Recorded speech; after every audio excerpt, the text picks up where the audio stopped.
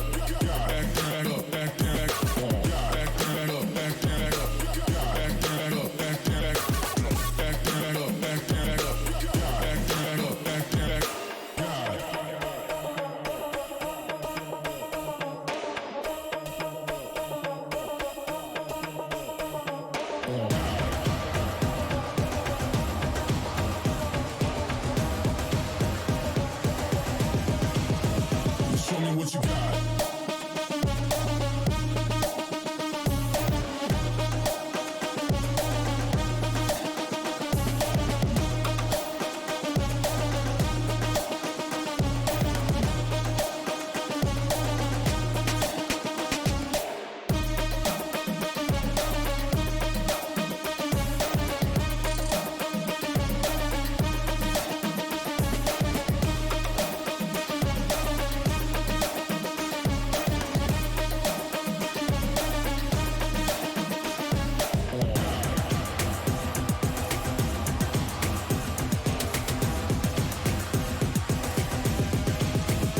Show me what you got. Down, up, back, back, up, God, down, up, back, back, God, down, up, back, back, up, God, down, up, back, back, God, down, up, back, back, up, God, down, up, back, back, God, down, up, back, back, up, God. Ain't no reason to back down, so step it up. God, down, up, back, back, up, God, down, up, back, back, God, down, up, back, back, up, God, down, up, back, back, God, down, up, back, back, up, God, down, up, back, back,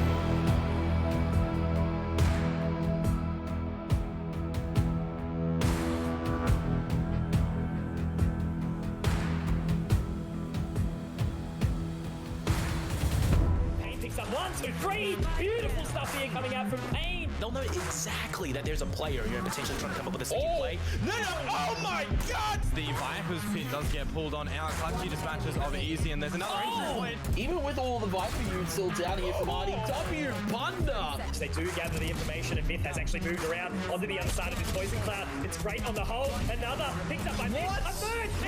He's oh my word!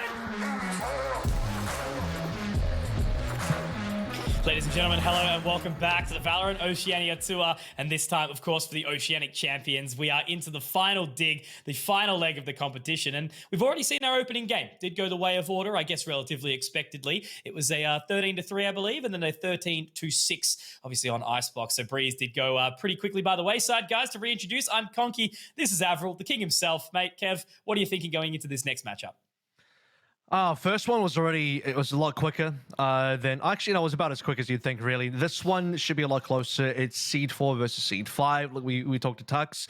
He made it pretty apparent that he believes that Peace is going to go through. He's like, yeah, we got Peace tomorrow. I'm like, okay, well, yeah, that's, he's made his claim on that. Legacy would like to change his mind, though, I'm sure, as Legacy, the Young Gun squad coming on through. Both teams have a lot of promise, I think, but Peace has had some decent results in the past. They actually had a final versus Order, and that's been their kind of peak so far, which is a good kind of peak because they got it over wildcard.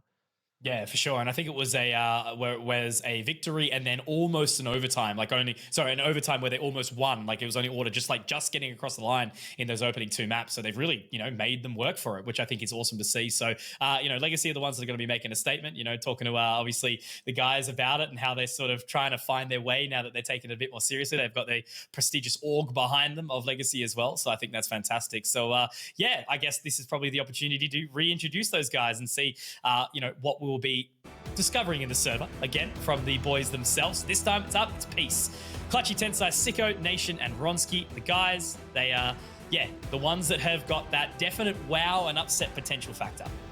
I think the player look at here first and foremost is Clutchy, who's been on Gravitas. He was on the original Ground Zero as well.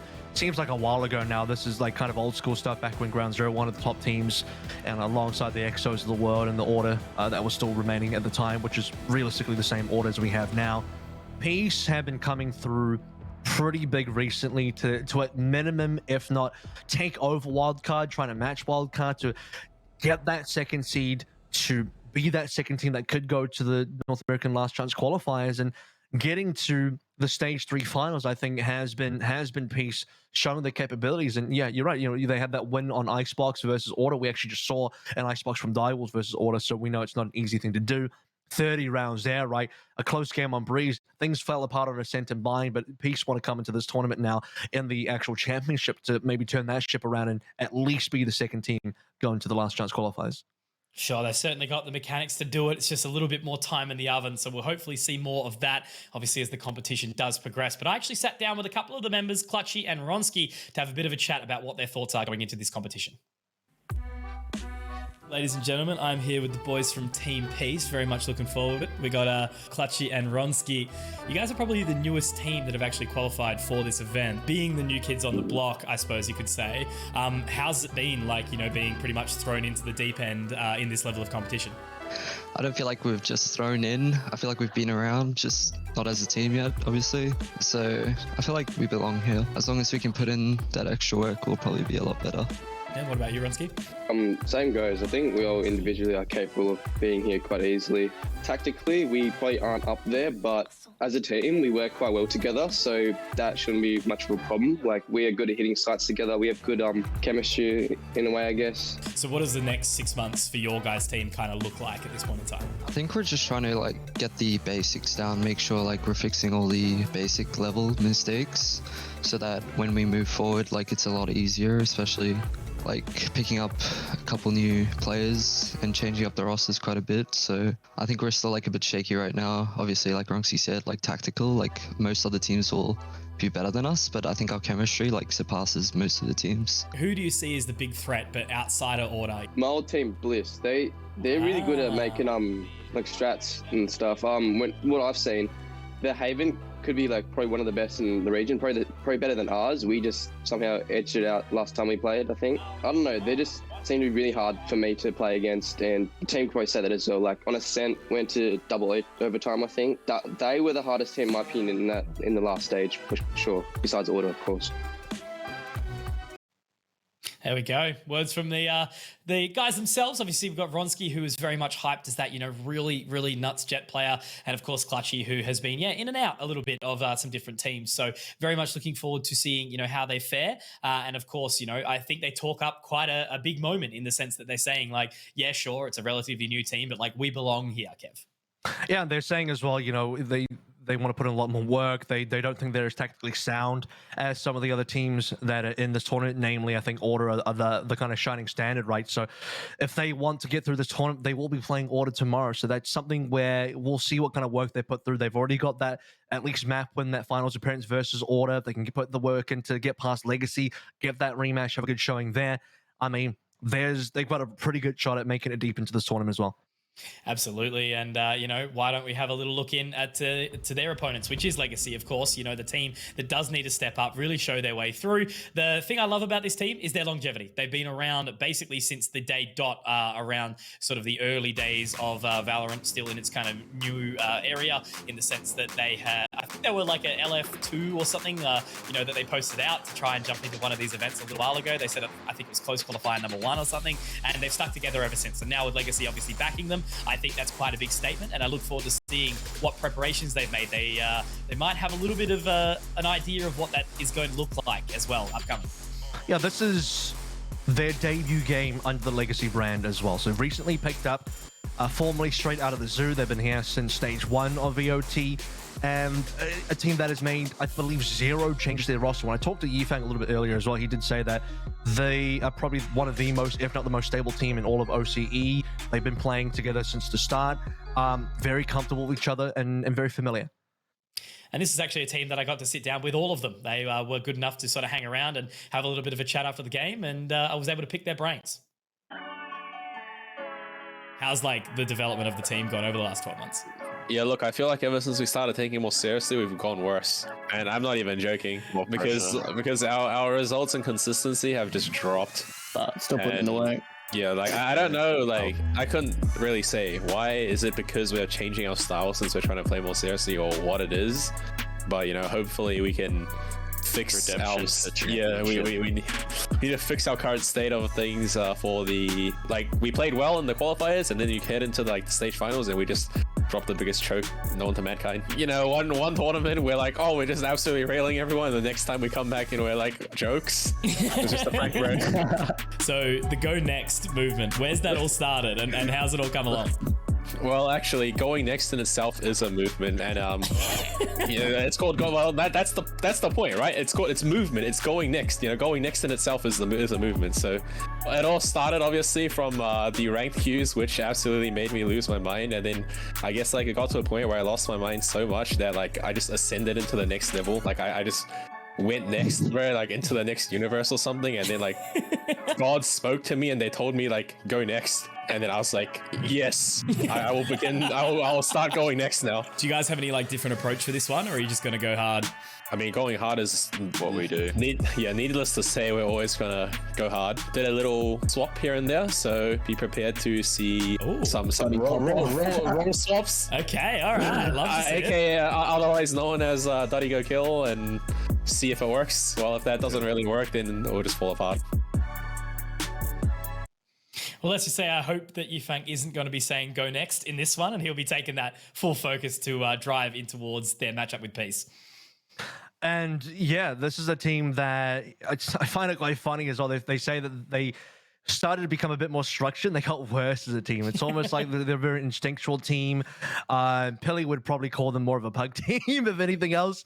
But sometimes that does work. That kind of instinctual style is kind of the DNA, I think, of a lot of teams in Oceania, and maybe over time they can learn a bit more structure, they can have a bit more discipline and find the way through. But for now, it's about having their own style and trying to make as far as of run that they can. I think they're underestimated this tournament. I think we looked at the fact that Tux was already on board with Peace. I think Peace have done better recently, but Legacy are a team that if they can hit their stride for this week specifically, who knows? They've been a dark horse, and I think, if we do get to see that Duddy go kill, maybe there's an opportunity. So let's dive into our head-to-head. This one is, again, relatively somewhat expected, stock standard. We're going to be taking a look at Ronski up against NiceHack, so of course the Jet players. Yeah, look, I guess it's one of those things where we do see these players who do take a lot of that extra control. They get very aggressive and shorten up the space for their team.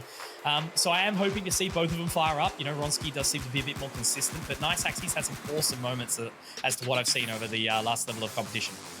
Whenever I've talked to anyone and I kind of talk about Legacy as this team coming on through, I'm like, okay, what do you think about this team and who's kind of good on it? The first player that gets brought up 100% of the time is pretty much NiceHack's.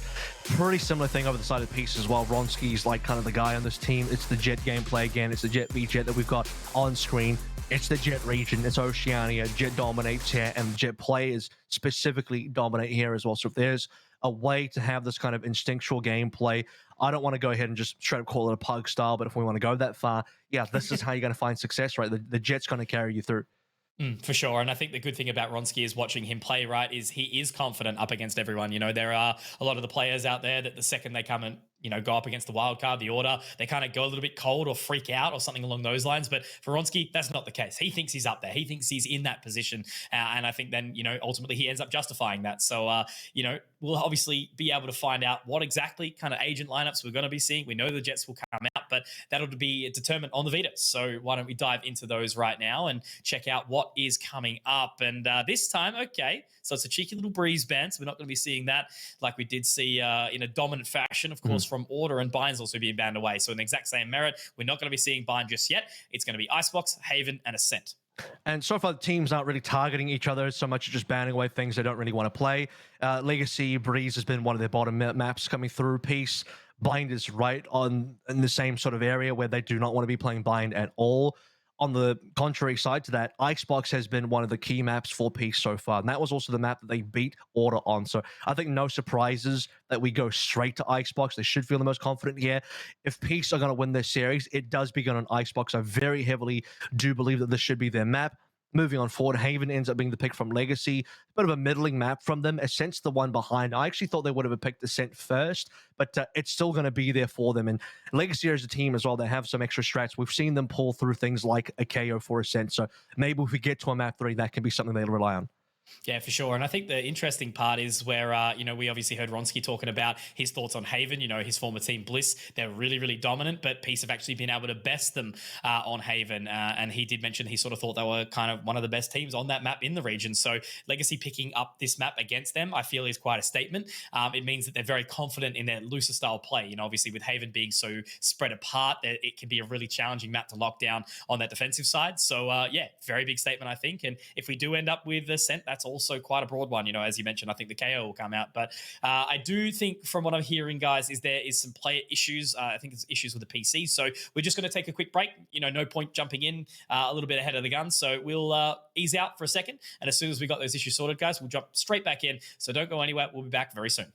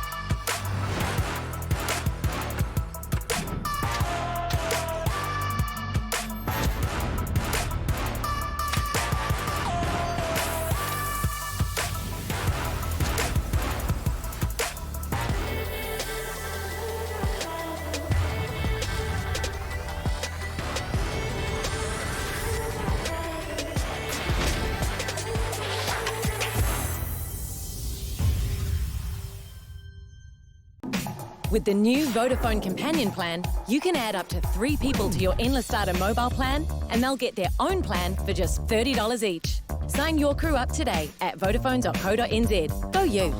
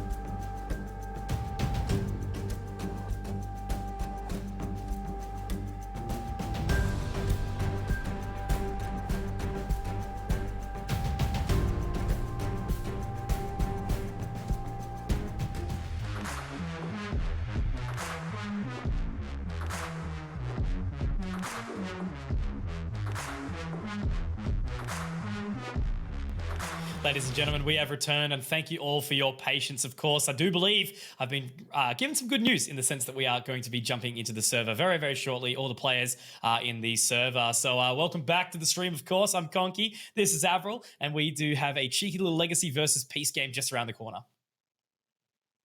I mean, thank goodness. It's a little bit of a minor delay, but everyone's in the server. We'll be underway soon. Best of 3 here, where I'm sure both teams have a lot to prove. Legacy, first game under the Legacy banner after coming through from straight out of the zoo. Peace coming in here, trying to get back into a grand finals versus Order. If they get to that grand finals, they're off, shipped over to NA for the LCQ as well. So map number 1 is going to be Icebox. This is Peace's pick. Small correction as well. Something I said a little bit earlier. I mentioned that when we get to Ascent, there might be a KO. That's going to come through from the Peace side of things, not the Legacy side of things. But that's only if we get to Ascent, which is going to be map number 3. Map number 1 here for Icebox. A very good look for Peace previously, and I think a favored map for them.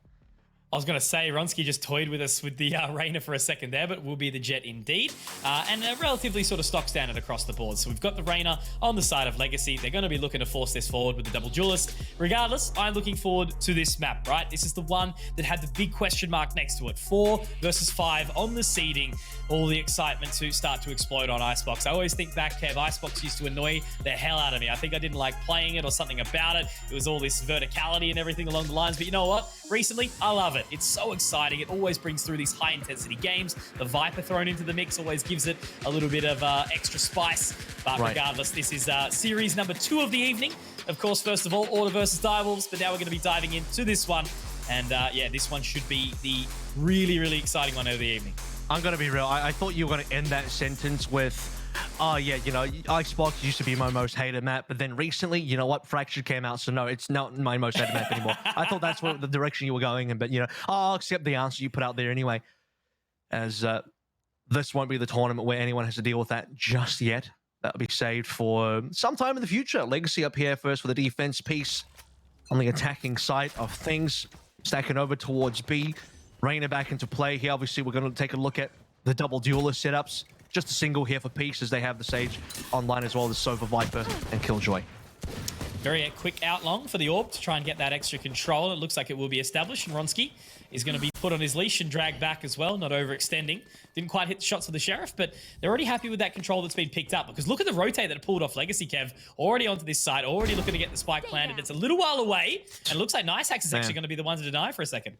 And that's really strong as well, because most of Legacy was still hanging out over towards B or mid. Now they've arrived in time. Peace haven't plugged yet. Peace now have to fight through all these defenders. NiceHax goes down. There's counterpart over on Ronsky. Time has still got about a minute left, but the plant will finally come on through. And dry as well, no util spent. Look at the swing from Ronsky as well, trying to get this extra control, and he will be spotted out, but not punished. Duddy does get the trade, very nicely done. Yifang to pick up another, and look at this. Clutchy swinging straight in there, doing all the damage necessary, and Sicko is going to be able to equalize with one more as well. Duddy talking about how he's going to be the new man on the block on the duelist, and it's going to be Clutchy to close it. So Peace, they go to B, they come back to A, bit of a swing, and ultimately they get the round. Really slow plant though. I mean, you can see how patient they ended up having to be, respecting the fact that Snakebite did come on through, missed the mark. Snakebite usually would go into default plant. I do believe that's what Nation was expecting. Ends up being a miss, has to replant anyway, so Nation couldn't quite save Ronsky in his little duel into the back of the site. Still though, they'll have the firepower to clean things up. Legacy complete, full save, nothing purchased here. Should be a pretty decent cleanup for Peace on the anti-eco. Walking straight through mid, looking for the immediate engagement, but Tensai is in a good position, poised with his turret, should be able to get that early information. Ronsky looking to swing around, and that might be an afforded frag. Very nicely done. The no-scope doesn't quite connect, but in the end, he's able to get out of there. The old classic tailwind to fall his way away. Under, picks up one more, but Tensai's happy to get a couple, and it's all left on to Duddy. Lone soldier here, just with the cheeky little classic. Trying to tap away, but he's pretty isolated here. It's going to be tough. And of course, with that spike down, just all over Red Rover. Tensai to collect the bag, 3 frags. And I'm still, this is the first time that I've experienced it, right? Me, Kev, big CS background, the butterfly knife. It's probably what made me bad at the game. And now it's in Valorant, and it's just, it's freaking me out. And now everyone can just fiddle with it the same way they did with it in CS, just constantly flipping it in and out. Watch your fingers there. You want to keep those safe. a bit of O's jet action that we saw in the previous round where, yeah, okay, Ronsky, he got the opening frag and did a reasonable, but he actually dashed really late. Like, he was like, you know, I gotta wait for this no scope first before I dash. Just really playing with his life, going for the repicks as well in the no scope. But, okay, we'll have the Marshal recovered. The hero rifle that they bought into the last round. I say hero rifle, they had the money and they were going to win the round anyway. Still retained for Clutchy as they're not in a bad spot going into this. Sicko also purchased up a Vandal. Straight to Punda now, who needs to hold the ground. Oh, great shot. Talking about that upgrade in Sicko, ripping the head off of Punda, and that should give them a little bit of extra space to get the spike planted. Barrier wall going down. Duddy wants to get pretty keen, but I think he's actually given up the goat a little bit there, Kev. He's taken himself down with the spray, and that will allow Peace a very nice setup on the retake. Here. Full 5 up. I mean, they even have the extra player in 10 cycle lurking around the side. Ronsky straight headshot onto Mike. Should be a cleanup here now. Legacy, they got the guns this round, but they've just not gotten any single kills. Haven't forced out a res. Might think about walking away with the guns. Nice Hack is either checking for potential flanks or he just wants to save, and Yifang potentially doing the same thing. He has no idea there's someone in the kitchen. We'll get a free piece, but it's going to end up falling as well. And so will Nice Hacks. Well and truly cleaned up by Pizza. And a third round that is pretty brutal for Legacy's economy. That's the Ronsky effect as well. You get the updraft up straight onto the boiler and puts you to bed with a Marshal. So it will just be the Sheriffs into the next round, it does appear. But look at those upgrades, you know, by taking down those members, just Vandals straight into the hand. The money's so good. And Peace have just set the pace for themselves very nicely on this attacking side. 5 alive in the post plant. Players wrapping around the side, winning long range duels versus Legacy. Really upsetting way, I think, for the defensive side to end that. Now a bit of aggression being shown over towards A. That's where the stack of Peace is going to be as well. So could be a bit of a firing line here. Peace, do they respect it? Do they bow out? Seems like they don't want to play into the pistol, but Sicko's kind of sticking around for too long. Yeah, that ain't good. And look at the damage already dealt onto Ronsky as well. The heal actually went over to, I believe it was a self-heal for Tensai. Say, unfortunately, nothing else. Oh, no, not Tensai, rather. It's going to be Sicko. But it looks like that control is going into kitchen now, trying to reposition themselves accordingly. Clutchy, not going to be in for a rude awakening anytime soon. Able to get that spike planted. But Legacy, maybe they're going to get a little bit confident off the back of their man advantage. Oh, there it is. Nice Hack dashing in. He's got the upgraded rifle as well. With Tensai down, that's another player that can pick up a gun. Legacy are turning this around really quickly in Peace. They cannot get these resurrections in play. Bodies are being covered by Legacy. Look at the line of defensive members coming in now for this retake. The heal's at least going to go on to Ronsky, but they just still don't have the numbers. Yeah, Ronsky gets confident. He at least does deny the spike, but he's going to be taken down. And now we see another frag come out from Punda. It's all in a nation, 1 versus 3, and a very nice fadeaway as well. Has to try and stick on it, has to get half. It's running out of time. Will he get off? He shoulders it. Nice sacks. Nation with the clutch. It is against a slightly lesser equipped Legacy, but still a very nice round nonetheless from Peace there. I think by the time we got to the end of the round, Legacy were well equipped. Nice Axe in particular got that first gun into his hands, converted onto a second kill over towards Kitchen, but they just didn't have the HP. Nice Axe was on like 1 HP there. Punda as well, critical. Doesn't take much for Peace to be able to get that clutch through. It's a good effort from Legacy, all things considered. Now they'll finally be able to buy up, so nothing to lose there. They can be aggressive, make plays happen.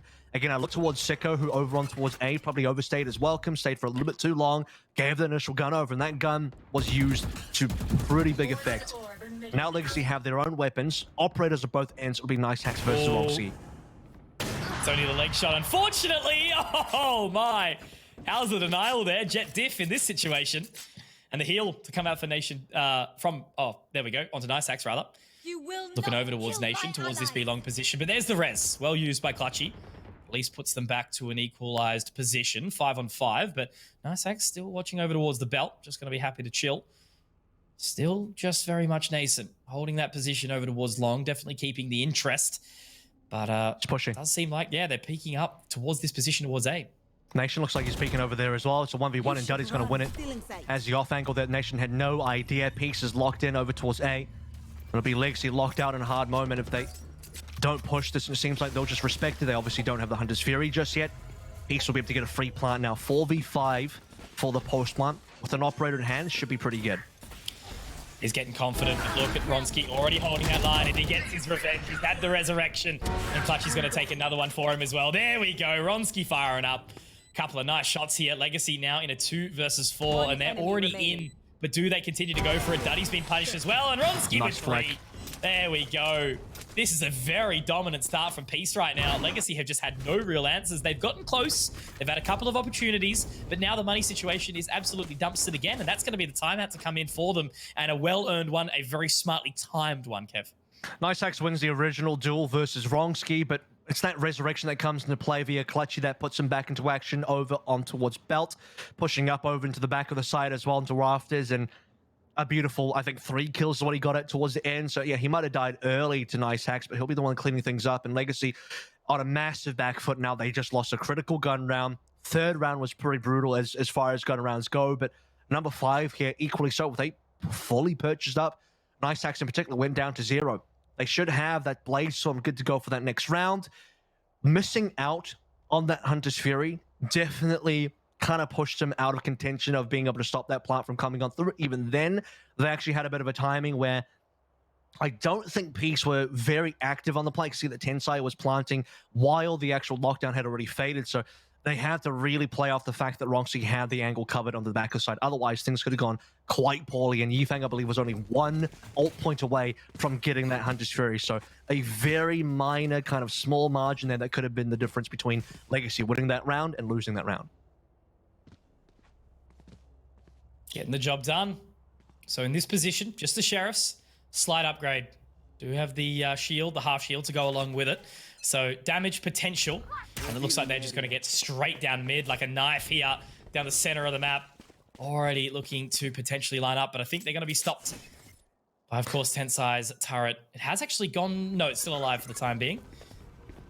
You look at the toxin screen as well. I mean, look at what's got put down by Punda. They were trying to lock down Peace over towards Spawn. Peace has just gone over on A, and that's just going to be unfortunate timing for Legacy now. They've completely opened up the site, and now look who's attacking. It's Legacy on this retake. They have to try and enter. And it's a very slow one as well. Just looking for damage, seeing who's aggressive, seeing who's up close. And it's going to be Clutchy, getting a lot of control. Nation also to drop down Niceaxe. So there's the blades gone. Punda also spotted out. Yifeng good for 1.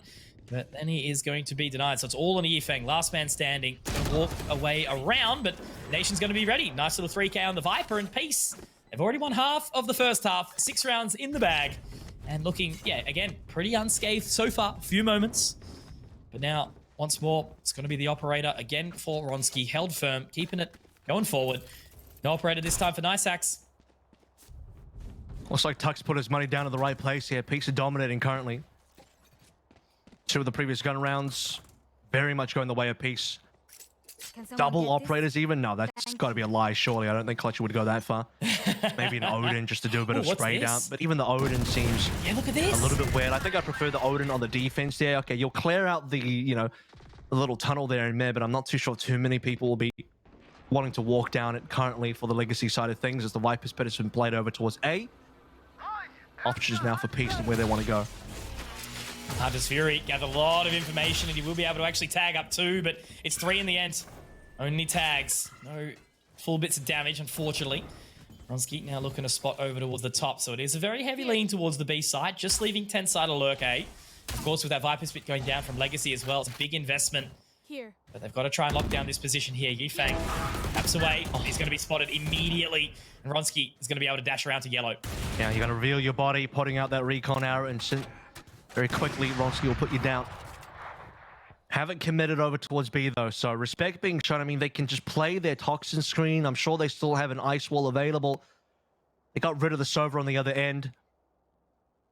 Maybe they're hoping that they've pulled Punda back over, which means A could be clear. Viper's Pit would be gone. They've completely gone dark here to try and fool Legacy, but honestly, I think they're showing too much respect. They could have just planted by now.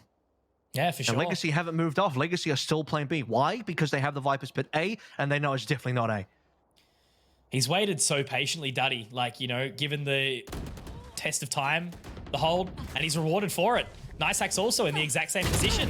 So I think they might have actually thrown themselves a little bit, Kev, exactly as you said. Ronski's still sitting in the same position, and after all that, he's just going to have to save. Unfortunately, Peace end up being kind of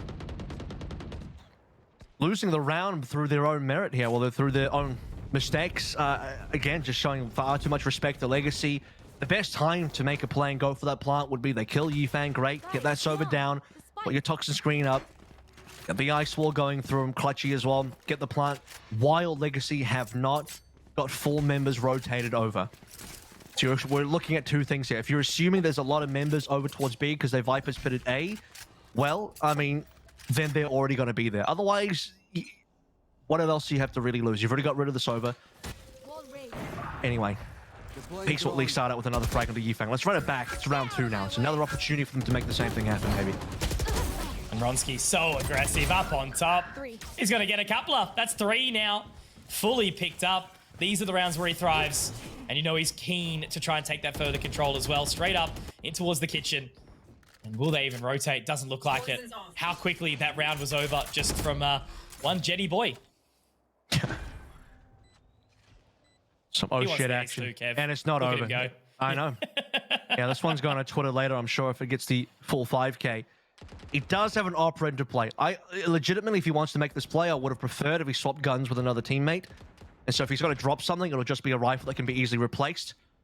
So I don't mind the hunt because you don't want Legacy to save either. They clearly are saving here. It's a 1v1. He's looked the wrong way. How has he managed to swing left quickly enough to still get the frag? Here. So He sees the rifle. There he is. Get him. Hi Twitter. Hi Reddit. Hi something. Good day, Ronski. What a rounds. Hello, Ronski's Twitter. Ronski does Ronski things.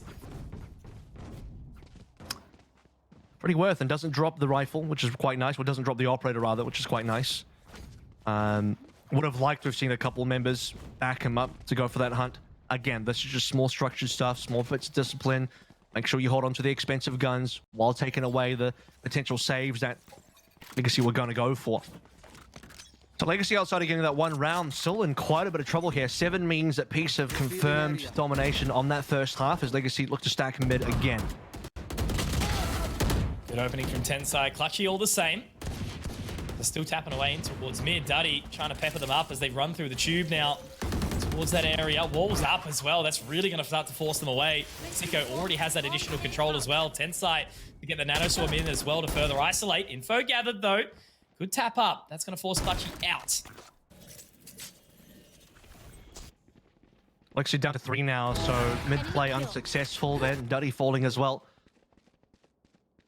Out-rotated. Peaks will get a free plant on towards A. Very similar to getting the free plant that they had over towards B just previously. They're going to make a play off this, though. Punda's probably in a lot of trouble here. No, wow, hang on a second. Tensai just doesn't pull the trigger. What's going on there? They at least know that Punda's inside kitchen. Last player standing. Tries to utilize the poison cloud to get out, but Ronski, firm look over towards the CT position. He'll be rewarded. This time, Nice Axe just cruising on in, hopefully able to find something very much more important to save that Vandal as well. But I don't know. I can't really seem to put my finger on it right now. You know, Peace, they don't seem to be doing anything overwhelmingly strong. Obviously, you know, Ronski's having a fantastic game, but that's something that we always come to expect at this point in time. Peace have just looked very, very solid. I think Legacy just haven't found any sort of opportunities on their plays. They've attempted multiple stacks down over towards A, or rather not A, onto mid, trying to walk down. Had that one round on number 7 go their way, and mostly I still look at that as more Peace kind of not pulling the trigger on their own plan that would have happened on towards B, and they just ran out of time, and Legacy collapsed on top of them after the fact that they weren't going to be surprised by Peace movements at all. Since then, I mean, it's been all Peace. They still have that res. I don't even think they've had to use it the entire time because it's just been, they've been so healthy. They've had 5 alive for the most part. Leaving just Ronski now to explore over on A. He's very much left off the leash, isn't he? It's kind of like, you can go do whatever the hell you want right now, mate. We'll work ourselves out. There's the opening from Tensai. Most of the movement there. Great shot from Punda as a response. Will he keep swinging? Sees another. It's going to be Sicko trying to get that position. There's the res that you were speaking about. Will have to be utilized. But that does put, obviously, Legacy at the disadvantage again. Where has Punda got his toxin screen? Has he perhaps not used it just yet? And typically, defensive Vipers would have already placed it over towards B. And I mean, after all of that, all said and done, Pieces moved over on towards A. It's not like Ronski's really had much forward momentum here. He's held some angles, and this could now be Mike in a lot of trouble. He's been locked out by so much youth till the Nano Squad burns him down. Clutchy will click the kill. Duddy has to get this going, but doesn't fade away. The dismiss was available, but he doesn't use it. 30 seconds left. A little shaky there. So the unfortunate showing that it's definitely kind of slotting in a little bit. Punda spots out the information on a Sicko, but it's just not quite connecting. Yeah, Legacy, you know, not really hitting their shots at all at this point in time. He's going to walk his way up. Doesn't quite spot the Nano Swarm. It's actually going to tag him up. Will be able to slot into the corner, however. Punda has joined the party now. The barrier wall will keep him at bay for a while longer. They still have to find 4 more members, Kev. Tap onto the defuse. Clutchy will find him. Up close. Nation's already there. He will be punished. Will be denied. Clutchy's keen to get over the top, though, and will find his 4K. And Peace walk away with 9. Obviously, this is their map pick. You know, they are looking very, very strong.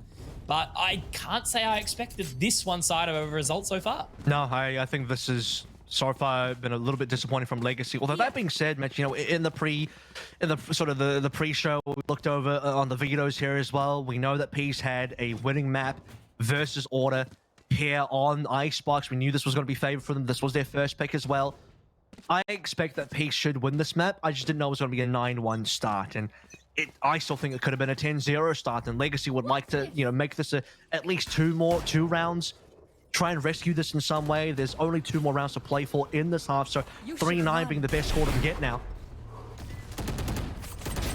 They're able to at least avoid Ronski for a little while there. This time, Niceax has found a couple more. Make it 3.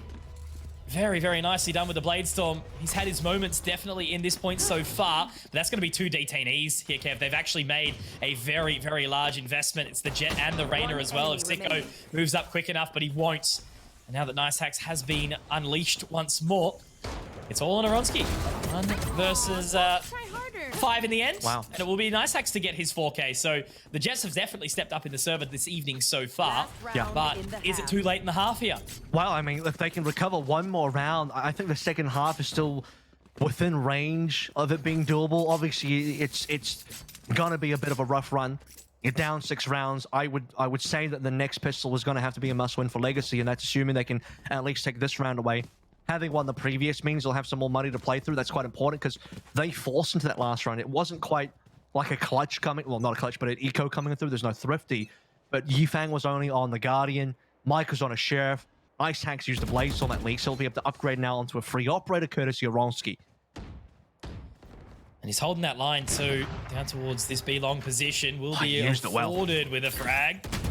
And it's the Jet as well. He's managed to actually get up on Ronski a number of times despite his big performance, which is certainly going to be the difference maker if it does mean anything. Will be kept at bay by that toxic screen. Doesn't want to get over-aggressive by any means, but there's the res again. You know, Ronski goes down, but he gets another dig, and I think that's a 3rd time in this half. Well, that's the thing, right? Because we saw that 4K from Clutchy on a previous round, and he went up from 2 ticks out of 8 to 6 out of 8 very quickly to get that next res available. So as soon as they, you know, try and make a play happen, Ronski peeks into the operator that's now into the hands of Niceax. He dies, but we've seen this before. Okay, you lose that initial 1v1 to Niceax, but you'll come back, it's another 5v5. Peace still have 2 ultimates. And I guess that's a testament to the orb control that's been coming out for Peace, right? Great shot from Mike. I was about to think he's been a little bit quiet so far, so a definite nice position. Now Niceax, he's being tagged up. We'll be able to reposition now. Still has the operator in hand. Will he spot out the gun barrel? Yes, he will. Narrowly missing the shot, however. Does at least get him off the spike plant for the time, but that's going to be the Viper's Pit unveiled now. They should be able to get this plant, but that's great use of the snake bite. It's going to hold them back, and with 15 seconds left, Kev, they need to get moving now. And Legacy, okay, the plan's finally coming through. There's 12 seconds. If you actually run the spike, Gary, yeah, that's what I'm talking about. You can maybe prevent the spike from being planted at all, but Legacy, they'll converge and collapse onto Peace, and suddenly that 3rd round has been found. Time was not on the side of Peace, and Legacy, with a very minor bounce back towards the end of that half, might be able to give them just enough mobility to get some more damage done on the second half now. That was such a nice round from Legacy as a unit, right? You know, there was no one individual that really had to step up and hold firm. Obviously, you know, the opening pick from Niceax at least able to, you know, use that res and burn it early. But it was ultimately a team game. They all wrap around. Great usage of the dart from Yifang to force off the, almost at least, they're able to deny the plant. But regardless, they get in there and they catch everyone off guard. And ultimately, Legacy do walk away with that third. So that's where, as you mentioned, right, potential signs of life into this next half. And I got to credit some of the util placement as well. Punda's Snakebite really slowed things down. It's a situation where Nation would love to have gotten that fast plant in there. Viper's Pit into more utility from Peace. Should be a plant, but again, they ran out of time. Legacy conversion, that was it. So can they turn that momentum now into a pistol win? Rossi has sights, and that will be the rainer down. And Duddy is not going to be able to pop off with any sort of heals.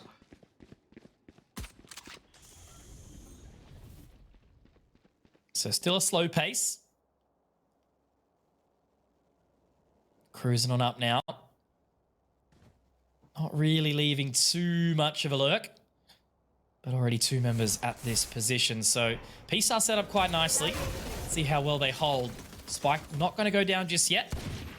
But they are going to actually peek around. Nicehack's getting very aggressive here, Kev. And he's going to be punished. He had a timing. I mean, Suko could have gone down there. Was trying to pull out the recon arrow, I'm sure.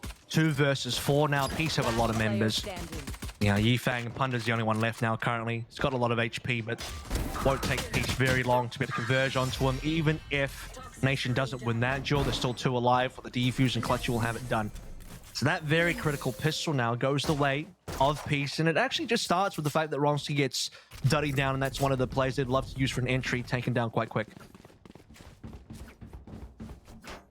So the opportunity denied to really sort of set the pacing for this half.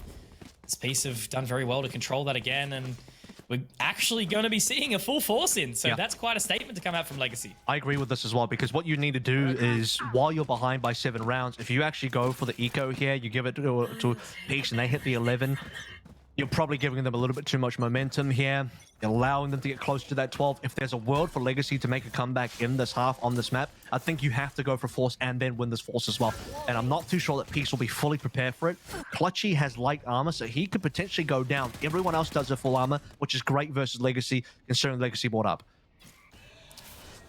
Do believe they give that information away as well from the tap away from Punda, firing those couple of warning shots, but there is members here still locking down that position. Ronsky looking to swing around. Duddy, he's going to swing. Nicehack's also getting the opening onto Ronsky as well.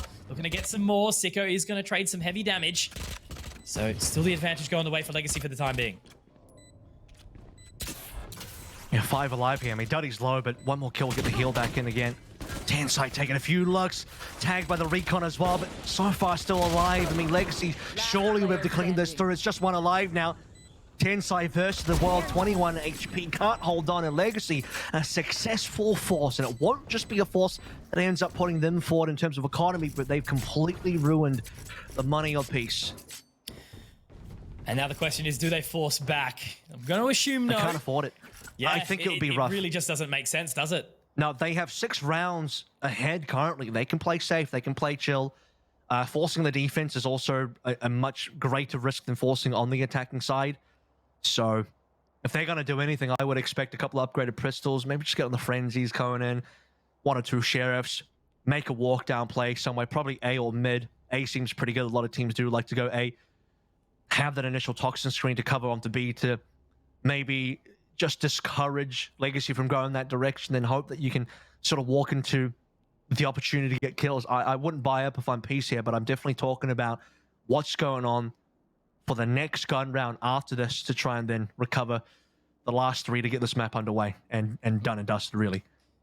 I like the timing of the pause as well for Legacy. You know, it's a good position. It's like, all right, we've reset. How do we continue this momentum behind us right now? I think if you're Legacy as well, you're looking at this like, well, Peace have chosen to go for a timeout on their eco. Does that mean they're going to make a play on the eco? Will they try and walk down? I wouldn't be surprised if Legacy play this one quite patiently. They want to be very wary of the fact that Peace might try and something. But really, Peace will be using that time to, you know, as twofold to talk about how they want to handle this eco, but more importantly, how they want to do the gun round after. So it is just that eco. They haven't taken any gambles. They've stuck to what is smart. And look at the fallback here. Very, very passive, waiting for the aggression. And I think they could potentially be rewarded for that here, Legacy. Timing is Really precise. Oh no! Dude, you saw that from Mike's POV as well. Mike just turned around and didn't end up seeing Clutchy, who they got to potentially get a free kill on. No. Tenside's got another freebie, but just can't get the headshots. Classic. At least able to equalize, though. Not too much strain. Nation has walked his way down. Clutchy, obviously only with the classic. Can't really pick up a whole lot here. He's just a bit too far away, but oh, he's timed Duddy. If Punda repeaks, he'll be rewarded, but there is a potential world where Clutchy actually finds another. He's watching the flank here. Oh, he could have two. He actually could have two. No, not quite. Punda, good reaction, good response. But Nation, he's moved into the exact same position. They're going to make this round so costly. But at least 3 live on. Well composed by Punda. I can't believe how... Clutchy must be the timing god here. Or Legacy are just unaware. I'm not too sure. Maybe a combination of both, but... Just walking down A. I think they saw the drone being destroyed. It's like... In Legacy's mind, are they thinking that, all right, well, I guess Peace don't walk down then because they know we're here. But actually, Peace, that gives Peace a permission to walk down. They want to identify those members close by just to find a timing. They're on Classics anyway. They got nothing to lose. Find another one in Tube. It's unbelievable. And Peace will be pretty pleased with that, just taking away some guns, keeping the economy honest as Legacy. They got their 2 rounds now. 5 separate them and Peace in this half. And the road to a comeback requires them to at least win a couple gun rounds, and I think this would be the one that they would have to win. Play the momentum game. Get it really rolling on the back of that attacking side. Gonna look to instill a bit of fear. There's the fear, exactly. Nice hacks. Spotted out by the alarm bot and then taken down by an aggressive Tensai in mid. Punda not in a position to trade, very much waiting inside the tube. And they are poised to try and attack this site, but they are a little bit hesitant as Clutchy has spotted out Duddy there. Punda does get the trade. A little bit slow, but he gets it done. Okay, 4 versus 4 here. Peace. Looks like they've successfully forced back Legacy, and Clutchy will discover that, okay, well, Duddy's still hanging around, but it's just one. And Legacy have kind of softly exited. I don't know if they were trying to fake it. It's been successful in any case because they've kind of shifted off of A. Peace were looking offside as well, but they've not seen too much happening over on mid or B, to be fair. They're not really looking on B. The fact that Clutchy stayed has been awarded now. That's going to be Spike on the floor, and it gives all the info that Peace needs. Absolutely. They will at least be able to afford this one. That Leah is going to force them away. Ronski looking for the peak, but Duddy should be able to reposition. Ronski's gotten aggressive, though. And how do you deny that? Ronski just getting full force in. Yifang, good for the trade.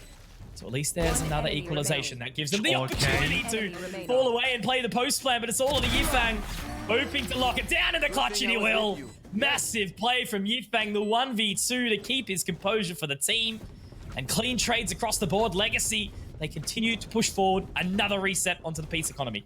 And Yifang got that Maple cosplay going. I'm sure the 1v2 on the server on Icebox. It looked like Sicko was going to be the one to be the hero of that. I mean, what a disgusting flick that he had. Yifang shutting it down means Legacy will now close the gap to only 4 and also put Peace into another awkward situation as far as money goes. So they're looking to buy up a couple of marshals here, upgraded pistols. But the weapons are heavily favored for Legacy, which means we should be seeing 7. Ronski trying to deny that. Up with the blades. Happy to kind of cruise around, have a little spot, see who's doing what and where. Aldrone over the top. Try to gather anything further. So it's a relative stalemate, but it does look like Peace are starting to pick up that pace. Nice hack, still a little while away. Who's going to find the first duel? There it is. Peace saw a lot of smaller hairs just poking on through the upper sides of all of the position that Legacy have on A, and at the moment, oh, that player right below Duddy.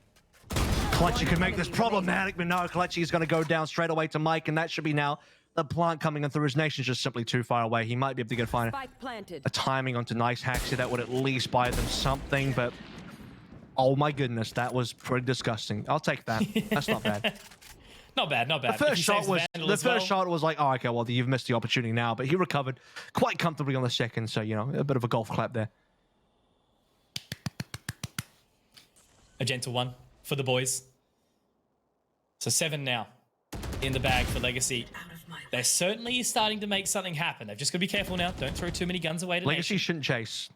Exactly. They should not chase at all. Not just because they've lost 2, but like their money, the situation is not the prettiest in the world. They got a lot of members who are actually quite low in cash, so it's not worth them dropping their own guns to take away 1 from Nation. You have that gentleman's agreement, handshake it away, and we'll walk over into the next round.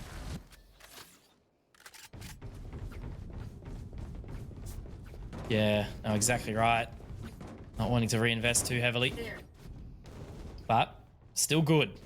Over and above 3 on each. Happy to keep pushing with that. Looks like Nice Hacks is actually going to, yep, do the old classic. Just pick up the Sheriff, the Bladestorm, roll on with that one. All ultimates available for Legacy. But they do still have the res on the side of Peace as well. So not a horrible position for either of these teams. He actually just picked up a Vandal right in the last second there. So he sold the Sheriff. It's gone now. Viper's pick coming through. Looking like a bit of a Pac-Man as that's going to maybe just force Legacy off. And while that's happening, by the way, you see that Peace are walking down B. Already all of this control just off the back of 1 ultimate. Mike, though, is ready for something. Nice Axe has created the break in the space. Clutchy now spots out, will be punished by Yifang. But are they going to be ready for the member in Ronski? Doesn't look like it. He is repositioning. Nation backed out. Nation backed out. His Viper Spit is gone. They had that Venn diagram going for a little bit, you know, a little bit of Viper Spit mixing. By the way, for anyone curious, what happens when they mix, right? The literal Venn diagram in the middle, you're just completely smoked up. But it's just going to be the 1 pit now in a 4v4. And Nation gets his toxic screen down as well. Try and use that for the retake. A little bit of further information gathered, but now Nice Axe looks to reposition. He's going to jump up but be punished. Nation will be able to take him down here. So it is still going to be a tough hold. The man advantage goes the way of Peace, but Duddy is going to equalize, does get the heal, and another Punda picking him up. And there we go, inside the green. They look at mean. Legacy with 8. They're closing this gap here, Kev, making it nice and close and exciting for us all. Yeah, mate, 5 in a row here. I think that's pretty much comeback found. Officially, you've only got 2 away from Peace. You started poorly here. We had a situation where, what was the scoreline? 1-9 in the first 10 rounds. And again, I revisit that round where it probably could have been a 0-10, but in either case, this second half has really put Legacy back into it. This is what I'm talking about. That second round force is 100% worth, because the only way that you can realistically make a comeback from that deficit that they had, which is what, 3-10, you gotta force, you gotta win one of those forces, put Peace into a bad situation on their economy, and Peace have not really been able to recover since then. They've had constant ecos. This is gonna be another one of those rounds where the buy is just bad. Nation has a hero rifle, and that's about it.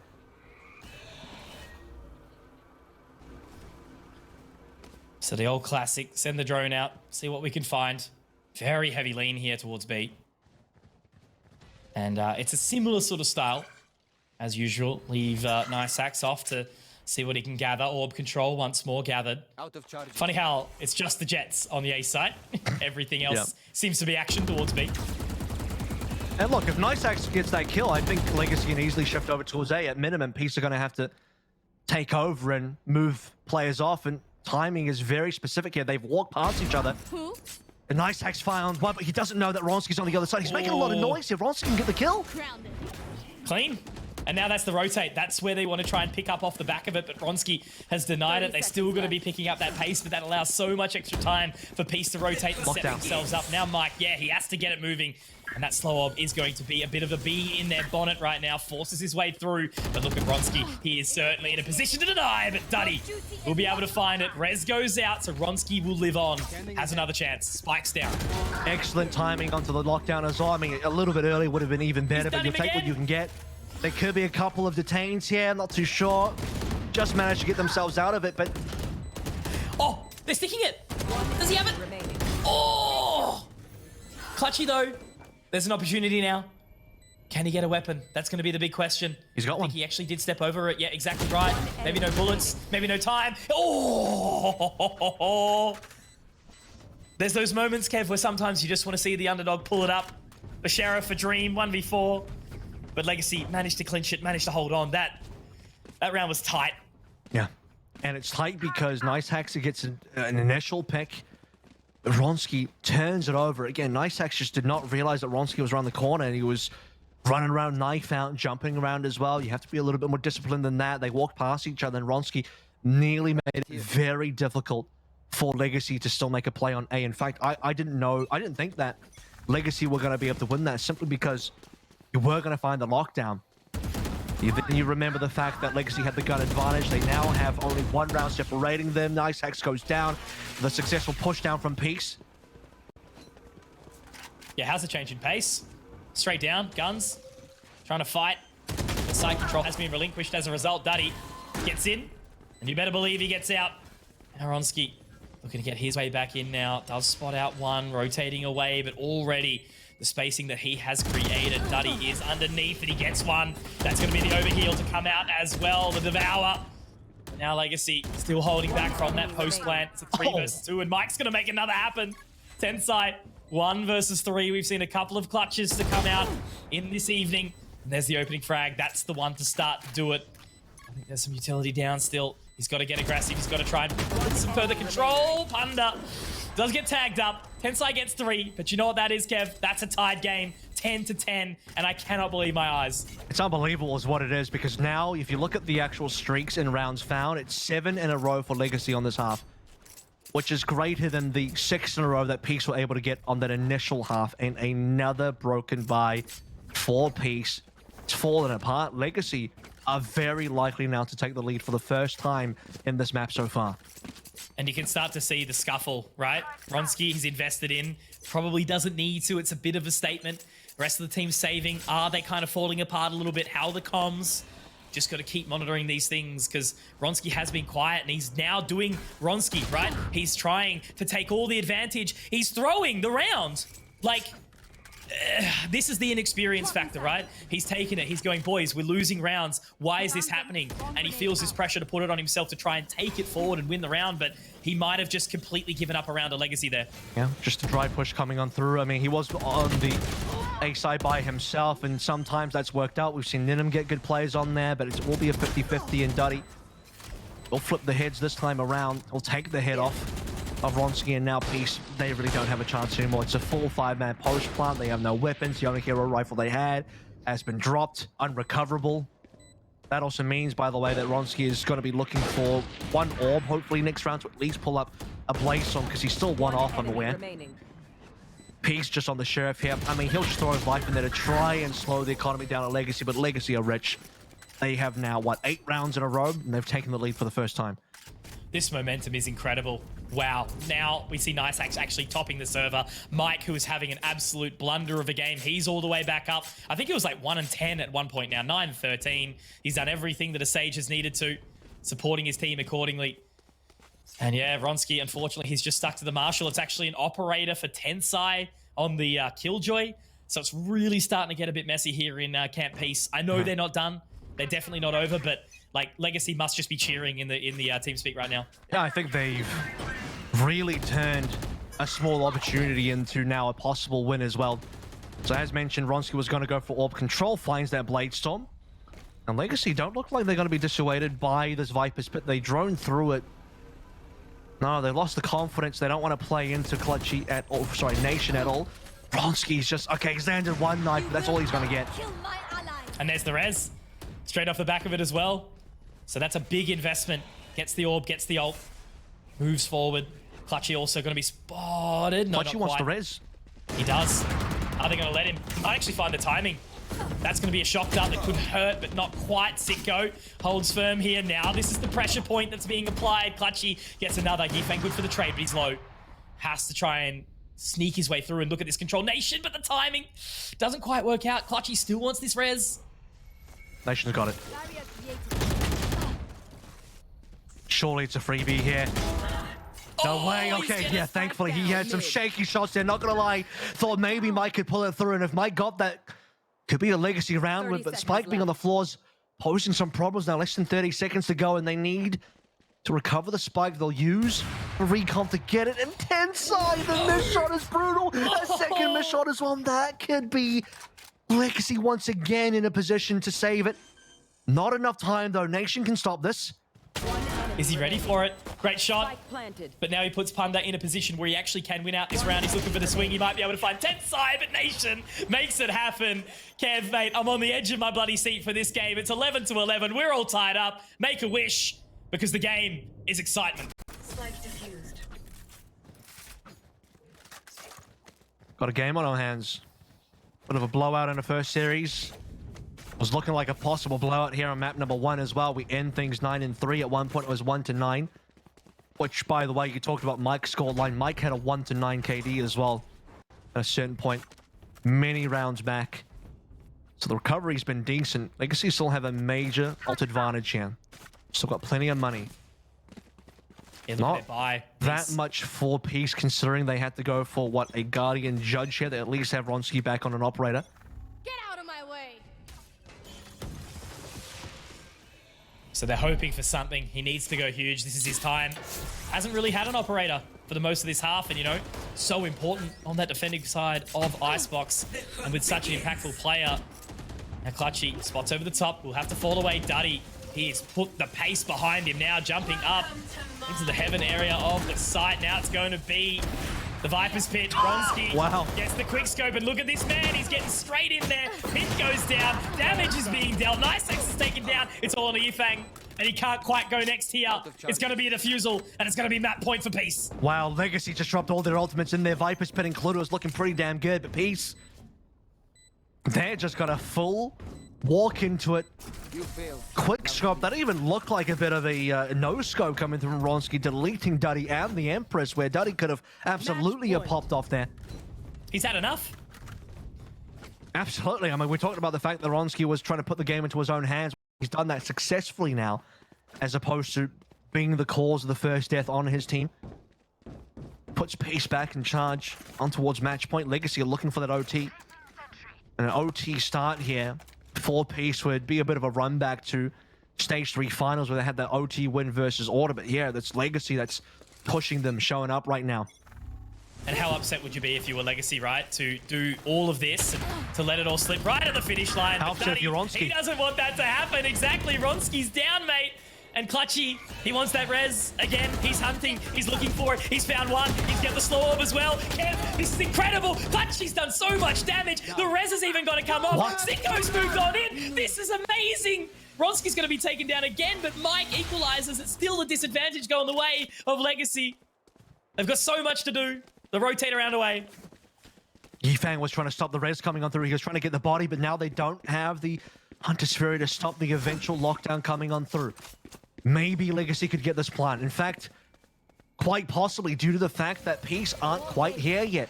But what about the retake? Because Peace are going to come back with that lockdown. And Legacy have very few options. There's not even shock darts available anymore. This could be it. Peace might be able to get the 13. Yeah, such an aggressive lean too. Look at that position that they need to play now. Tensai on the flank. Yifang has to be ready for this. If they don't swing around, it could be done. But they get the aggressive control. They push forward. Mike on the side gets the dink on the Clutchy. Doesn't have the heal too far away, but now he should know that's going to be the lockdown. They have to fight this. They have to contest. If they don't go for this, and Mike knows it. One enemy remains. Yifang pushes through, gets something done. That's going to be the lockdown destroyed, or will it not? No, it's not quite done. But Yifang getting around, he can reposition Kev. He's played this to perfection. He's got to stick it. He's got to get moving. Yifang, no, my friend, don't let this happen. Not like this. Tensai gets the clutch and balls of steel. What a way to end it. They've got to be burning. Crash Hobbs just dropped the no shot in Discord there for me as well. Oh my goodness. I think those are the exact 2 words that will describe the ending there. No shot in very many ways. No shots fired by Yifang either. He didn't trust it. And the mind games are huge there. The mind games are absolutely huge. It does come down to a coin flip. You have no idea whether Tensai is going to actually go for that defuse or not. And Tensai believed it. He's like, if there's a way, I'm gonna go through right now. As soon as Tensai heard the recon dart being thrown in, he knew he won. Yep. won the round immediately off the back of that info. But what a game, right? Like to have that level of comeback, 9-1 the scoreline, right? And then to fall just at the finish line in that clutch from Tensai. And I thought the second they actually dug in to try and find that lockdown, like imagine if that lockdown was destroyed, you know, the second it happened, but it just couldn't quite all get together. But that was an incredible game, Kev. I'm stoked to be a part of that. It was the game that we were hoping for, 4 and 5th seed. This is the finals. This is the big moment. But guys, we're going to go get our breath back whilst hopefully you do as well. Make sure to check out Digital and Smash, obviously over on that B stream, guys. You've all been a treat. Thanks for joining us, and we'll see you back after these short messages.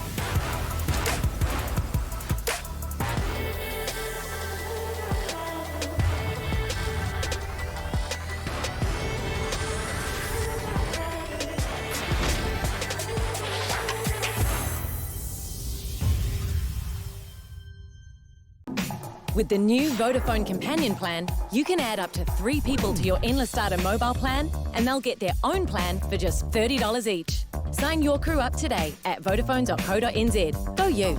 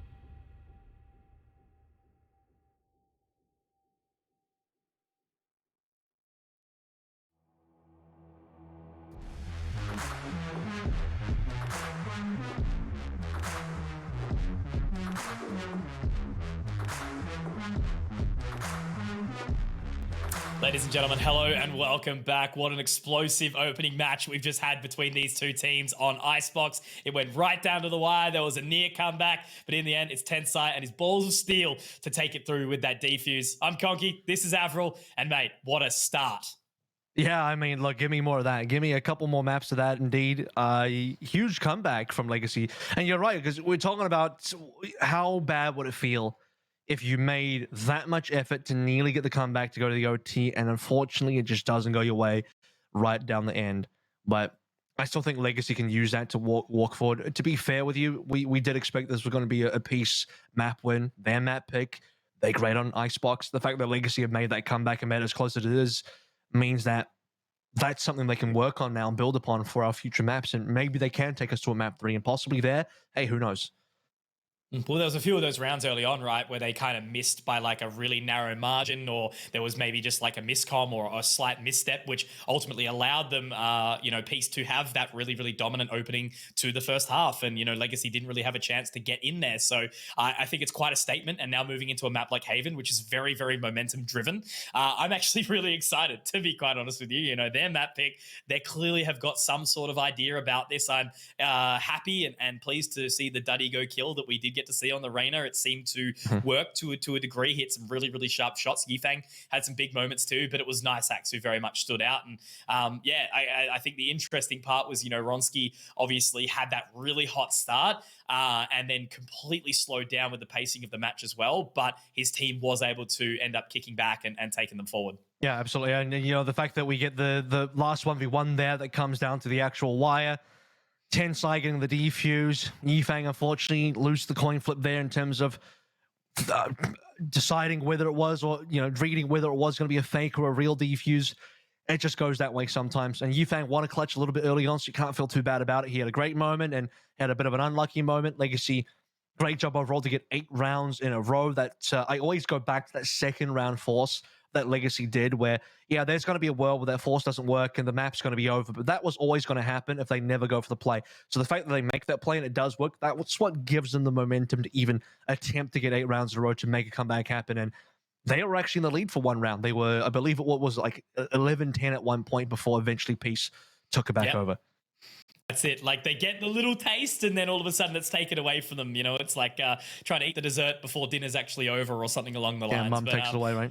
Yeah, exactly. That's right. Or, it's kind of that thing where mum says, dinner's ready, guys. And she's still got like 10 minutes left before it's actually finished. And you run downstairs all excited. But okay, this is exciting now. We spoke about the possibility of KO on Ascent. But Kev, it's coming out on Haven. And it might come back on Ascent as well. We'll see how well it works here for Peace. They were going to be the team that most likely goes towards this. Tensai is going to be the player picking it up as well. It does mean they give up their Sentinel. They haven't replaced the Sentinel on their side, and for anyone saying, "Oh, what about Sage?" It's like, well, yes and no. It doesn't quite fill the same shoes as a Killjoy or a Cypher, where it's almost like you're playing a secondary duelist here. It does change your team up quite a bit. When I was looking at where KO was in the NA meta and what all the pro teams there were doing, word on the street, and basically the way it's explained is that it's very experimental. Very few teams are seriously looking into KO.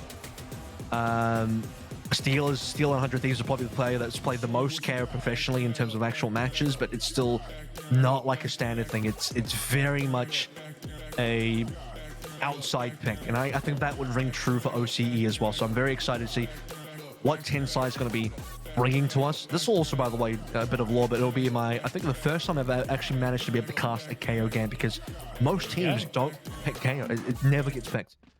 Brush up on your utility name. Dion always bullies me for not knowing everything to the exact, which I think is fair. So let me frag/ment. Okay, yep, I got you. I got fragment. you. Yep, we're good. We're good. I ain't calling it a 0 point. It'll always just be a dagger to me. So yeah, knife goes the out. Spike. Yep, that's it. All right. So straight up mid. Look at this immediate control, and will be the cheeky little Astra towards the back of the site, the Nova Pulse, trying to gather that info. Nothing will be there so far. But a good opening shot from Ronski, and he's pushed straight up short. And that's going to be straight around the flank. Spike goes down, but they have to try and take control of this A-Link here. Now Legacy are getting aggressive over towards that link, yeah. And look at this now. Clutchy's fallen down a Niceaxe very quickly. Sicko can at least get a trade here. Peace have control on site. They're coming in now. They're starting to really fall in. The actual mid control on grass has been taken by Ronski as well. This is going very favorably for Peace to start out with, but Legacy, as the dust settles, have the one player advantage, and currently it's just Nation. Oh. He's going to get taken down quite swiftly as well. Was only on half HP, so a couple of body shots, or maybe just one quick headshot from Yifang to close that round out. And that's a statement as well. Yifang felt like he could have probably have won Icebox on that final round. He'll take the first one now on Haven.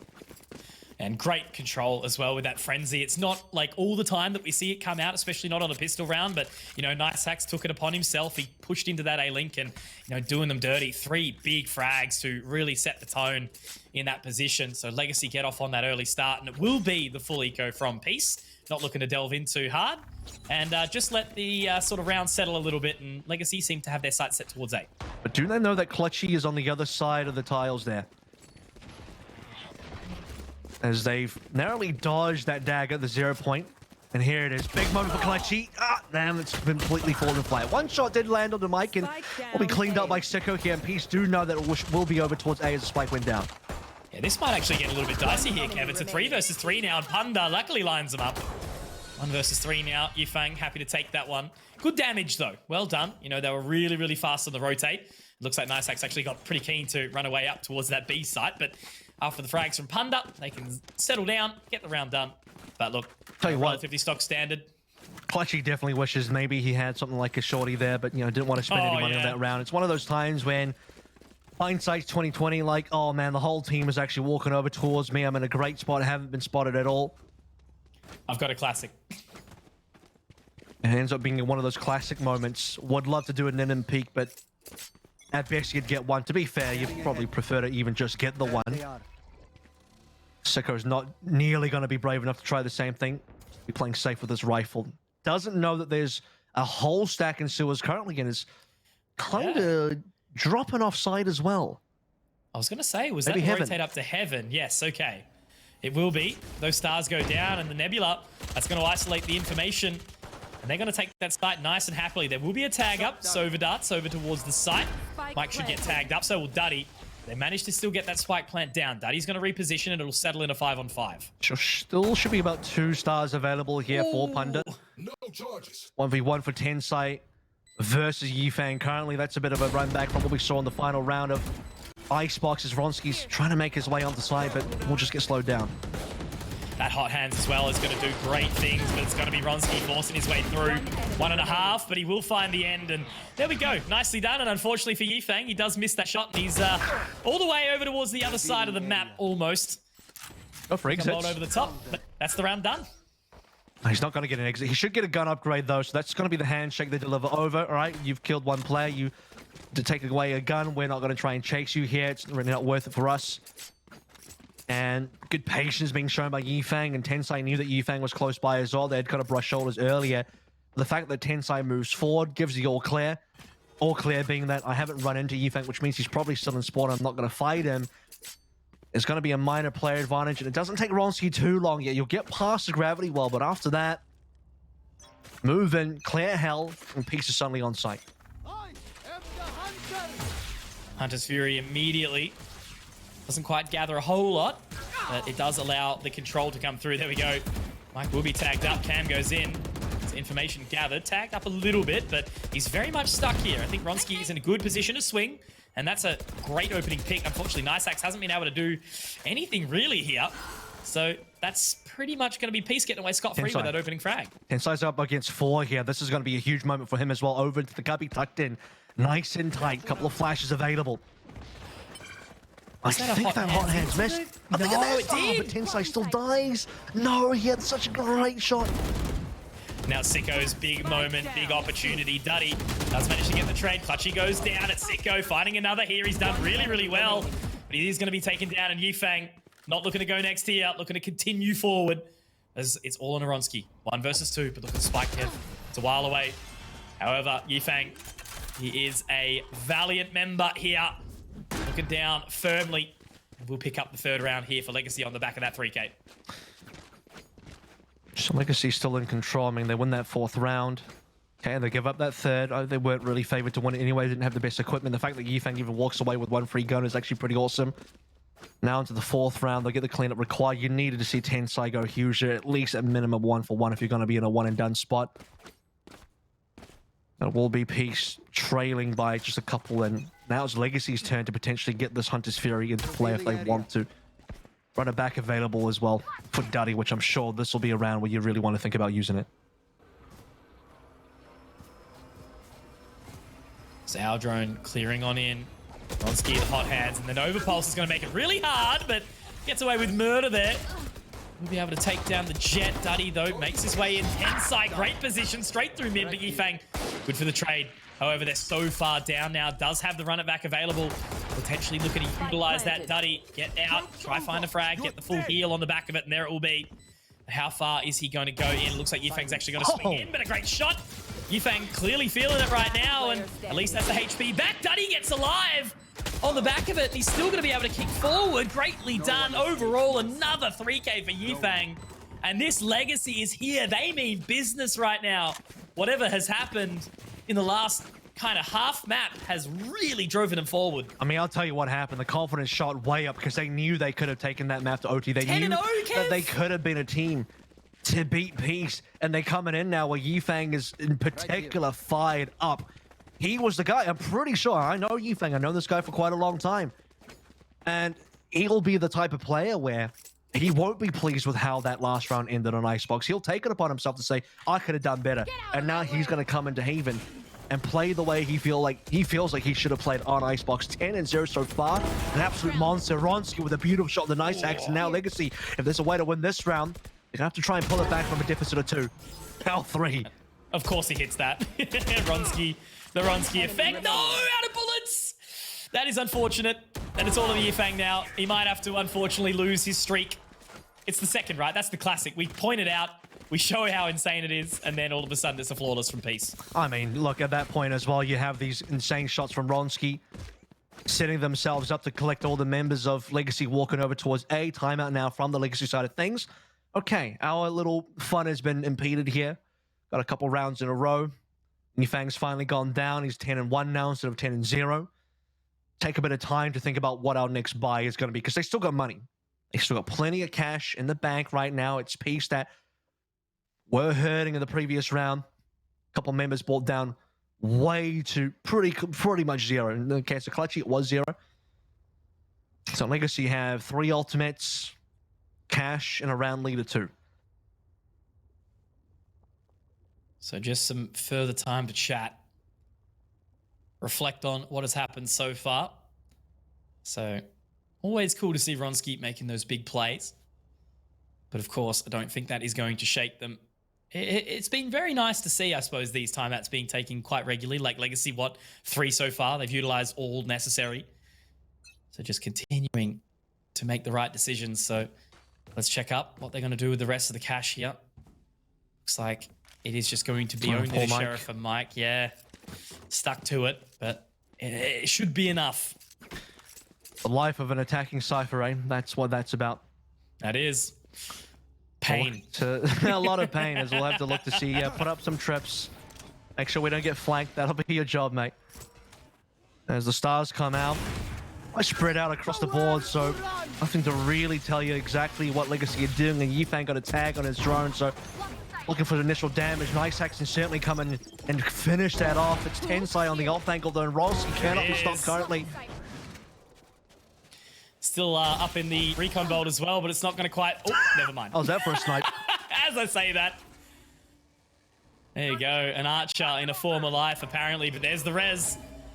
Ronsky is back in action. He's already found 2, and with that operator being put back into his hands... They don't trust the looking plant. to get this spike plant. Yep. Look like they were potentially moving over towards A as well. They can go from mid to A here, but they'll confirm the B plant, and Mike as well lurking over towards that link. Yifang's on the 10 side is going to make things a lot more palatable, but only a short while before Peace now managed to make sure they still have a player advantage. It's gone pretty sideways. Peace could have done this a lot cleaner. It's only a 2v1 now. At least Clutchy can heal. Is he going to be ready for this though? Yifang, Sicko. Oh, what a way to end it. Almost on for the ace, and that's, I think, Sicko saying, you shock darted my guy. I'm going to get you back. And get the off as Ultimately, well. Peace walk away with a third, yeah. Honestly, Legacy did a ton of damage. I got a little bit of shooting on the body there. Got to show him what's up. Yifang's still 14-2, but Ronski's had a pretty decent catch-up. The opening couple of operator shots were beautiful to see, and they instantly put that gun back in towards his hand, so no lack of a purchase there for Ronski, and it's starting to hurt Legacy now, as those last 2 rounds have kind of put the money of Legacy into the bin. And yeah, they got good damage on that last round after losing most of their players over on towards C. They planted on B, but just the presence for the post plant wasn't quite there. So just watching that line, he's now stuck behind the tiles. Waldo down. Sewers will keep them at bay for a little while longer. Mike spotting nothing on that webcam. Going digital. I'm not talking the caster.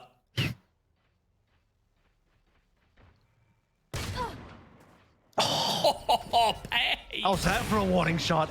Okay. Mike's ain't like, I coming see my you there, way." man. I see you there. I got a little bit of it. So your head poking out ever so slightly. Bam. You better dash away. Peach knows what's up now. The heal's going to come through as well. Slow round so far. Here. Legacy back out. Yeah, happy to walk away in that position. Nice hack's obviously very, very low. But the Sage of Clutchy, he's walking in firmly. Might be able to spot out something in a second, though. Yeah, Mike's got the info, but couldn't quite connect on the shot, and that's going to be Ronski giving a bit of payback there for the earlier shot. Oh, what is that? Pretty wild shot coming through from Sicko there. I don't think Daddy's going to get this plant succeeded. Surely the swing comes on through. It's been a couple of kills going the way of Legacy, but it's once again just going to come down to Yifang. The big frag on Legacy. He'll get removed. As Peace will tie things up 4-4. A couple of cheeky Sheriff upgrades. Give the defuse over to Clutchy, who will now only be, what, 5 away from the next res. Okay, Peace on the way back, and Ronski hasn't died for, you know, a little while now, and he's been definitely putting the hurt on towards Legacy. His average damage should be pretty high per round. And that's one thing I know on a map like Haven is Ronski has no fear on that attacking side. He's going to be dashing in. He's going to be taking that control of the C site with full confidence. So right now, it's pretty much just the Yifang show. Very much putting the rest of Legacy in his backpack. Haven't seen too many big shines. I hate to call this one out, but I remember Nice Hacks 3K on that pistol. That's all he's got so far. So we definitely need to see a bit of change of pace for the rest of the team. We need to remind him to turn the Nice Hacks on, and might have forgotten.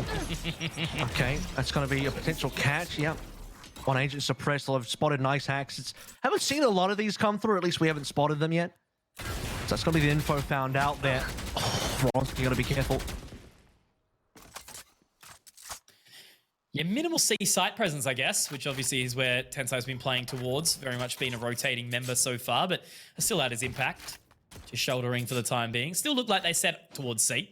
They've got plenty of time to work with. And this should be the weak side for Peace as well, because, you know, I think if you're not running a traditional Sentinel, again, I'm not counting Sage in that conversation, traditional Sentinel being Killjoy or Cypher, I feel like your defense would be a little bit affected.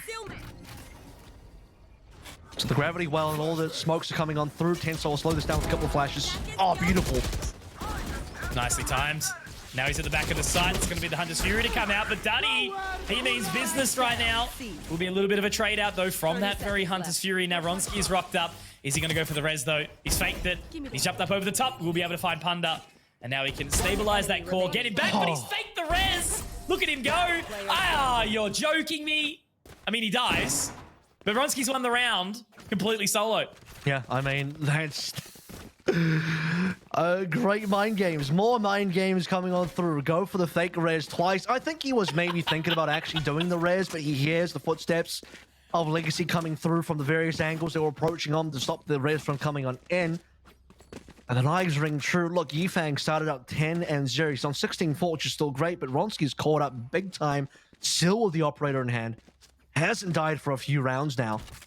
And Peace have taken the lead. That's just still the craziest thing to me. Game like Valorant where you're faking a res for info.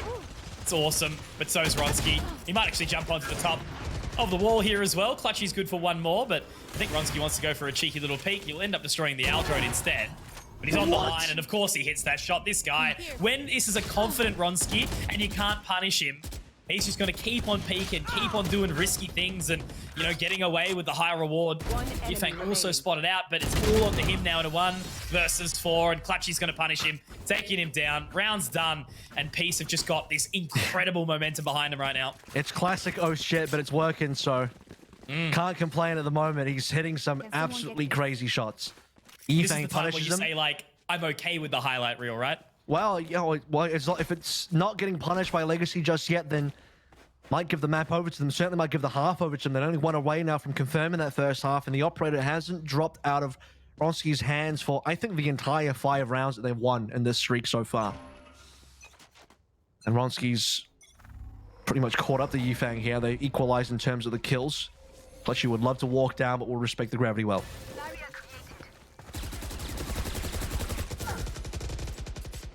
So wall destroyed quickly, meaning that they can continue this firm pace if they do so choose. But look at this lean from Peace very early on. It seems like they've got a 6th sense right now of putting up the defense. Joke's over. You're dead. Here comes Duddy. Oh, he's still slowed though. Now he's suppressed. He can't flash through. He's just gonna have to jump into this one dry. Looking for some info. Would love one Kelly. Or at least allow Punda to get that. And Peaks are only down to 2 currently, and one of them is still pretty far away. In fact, they're both far away. It's just gotta be Ronski on the long flank. Nation trying to take it to heaven. Both have been spotted via the narrow theft there, and Legacy finally should be able to bounce back. I mean, when there's a Ronski alive, I guess there's always a chance here. Nation has waited, just trying to buy enough time. He will be dinked up, but now Ronski moving on in. It's gonna be, no, not quite the opening that he needs. Actually might choose to fall away from this here. Hold on to the operator. Looks like Nation's already made that call. They've got enough money to go, though, so may as well just try and do some damage here. There it is. Probably worthwhile Interesting trade, rounds. actually. I mean, Yeah. is it a worthwhile round? Legacy don't have a lot of money here, so the 2 rebuys could be costly. They win, so they have the money to drop, or at least, you know, an extra 3K should be pretty comfortable, plus the plan, obviously, for a little bit of extra. Peace will not be able to recover the operator, but they have enough money in the bank to purchase it up. It's the last round regardless. So better late than never for Legacy to bring one back and break the silence of the 5 rounds in a row that Peace had. Get on A. Duddy might not have been able to flash or use any util because of the suppression. However, the runner back still gets the entry. Gives Punda plenty of space to breathe, and that's the important part.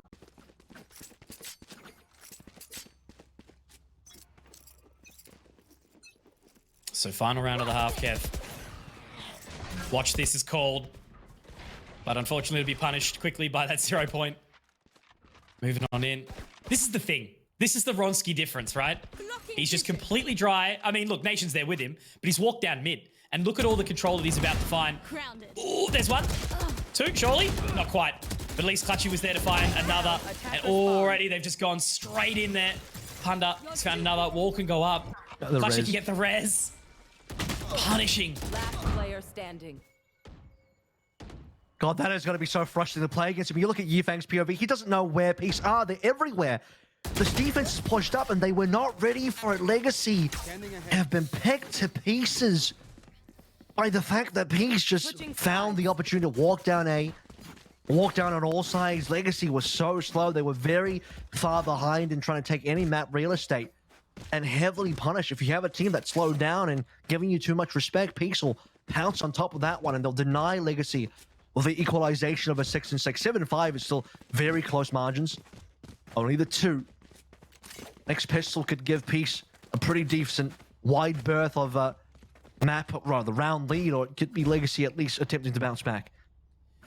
I think what we've got to point on as well is Sicko has gone really firmly under the radar. I think, you know, obviously we've made comment towards it, but 15 and 6, you know, it's been very much a battle of like Yifeng and Ronski, but he has been doing work right now, just being super consistent, so reliable for Peace. I think he's been one of the difference makers, but now it's going to be a quick play towards C. Are they going to be able to find it? Already up on towards the site. And it will be cleared, so they should be able to get at least the spike plant nice and early. 5-on-5 retake. And the wall's going to come up here as well. This is going to be a pretty rough retake for Legacy. Peace will get their pretty reasonable plan. It's not the god plan, but it's good. And this is where I think it'll be the strong side of the map. We see what Tensai's utility can do. All right, bit of a swing around from Ronski doing one of those peaks. In the queue from Ninim maybe, punished pretty heavily, but Legacy attacked up. Look at the HP. Yeah, wow. So low. Like, what do you even do here? Right clicks from Sicko. Just continuing to charge forward. 1 point of HP. And he still gets one somehow. They don't even need to go for it. They can just run away, keep as many alive as possible. Information now gathered. Oh. How's he got 2 there? Anyway, well done from Duddy. Duddy go kill. Yeah, literally right that. Duddy go kills. Can't win the round, but he does get 2 frags on nothing, on absolutely no HP. Well, Legacy get a bit of a taster now of what Peace can actually do on this offense. And hey, okay, you didn't have a proper center on the defense. Doesn't matter. You still won that half. Quite convincingly towards the end there as well with the 5 in a row. And then the banger of a 12th round where they just completely walked down. And now as we head into the attacking side, I mean, it'll just be more of the same. 0 point into flashes. And in fact, Peace have got a completely clean site. Legacy have stacked up and gambled on C. And that will be coin flip of tails. They're up and over. Ronski, look, he's ready. Oh, Jesus! That was almost a Call of Duty moment right there. Oh, baby, a triple, but indeed, he will still get it. Goes for the no-scope. Unfortunately, Duddy can't quite connect. How's he alive? He's going to do one of those instead. He will be punished for it, but... Oh, Ronski. Always a sight to see. Ronski is the embodiment of Mom, get the camera. I just got a 3-piece. Oh, it is. So I can do a little bit of taking you back here, Kev. Right. So my old history was a Call of Duty sniper on YouTube. Right. I was one of those dudes. Okay. And I think there was one round from before the business suits and the day job. Correct. Exactly. And yeah, Icebox, B long, Ninim with the Marshall, 4 headshots like back to back to back in the kill feed. And it's just like, it took me back so far. Well, frags are going to go pretty even both sides, but Legacy have no control on the map. Peace will just walk up. Nice hacks. It's going to get trapped there, actually. So, well done by Sicko and who else is there? Nation to at least prevent any further movement. Yeah, speaking of any further movement, Duddy just can't even walk up. He's getting spawn camp for the resurrection point of his runner back, and there's just no chance here. Legacy have been completely bopped out of the second round so far. If you start to really look at the momentum that Peace have gotten, okay, Legacy had the initial lead. Yifang had that 10-0 scoreline, but since then, it's been all Peace. I mean, Ronsi's got up to 22 now. Sicko's on 20. They've got 3 rounds in this half. We're looking at another icebox situation where Legacy have to do the impossible. Just all this momentum behind them, like no holds barred. Nation hasn't even had to do anything. It's just Ronski, Sicko, Clutchy. That round from Clutchy, though, my word. You can just show how they're feeling. Legacy are walking down over towards Peace. So they know it's A at this point. You got to have Yifang shot up big time again. You get a lot of frags. 5 sheriffs on board here. Haven't checked below, so it's going to be nice hacks taking down hard carrier Ronski, but with Tensai alive, site will be taken full control. Possible contact over towards the lobby as well. I don't think he picked up the Vandal either, so this is going to be a tough one. Nation does get back on the board a little bit. Mike finds one more.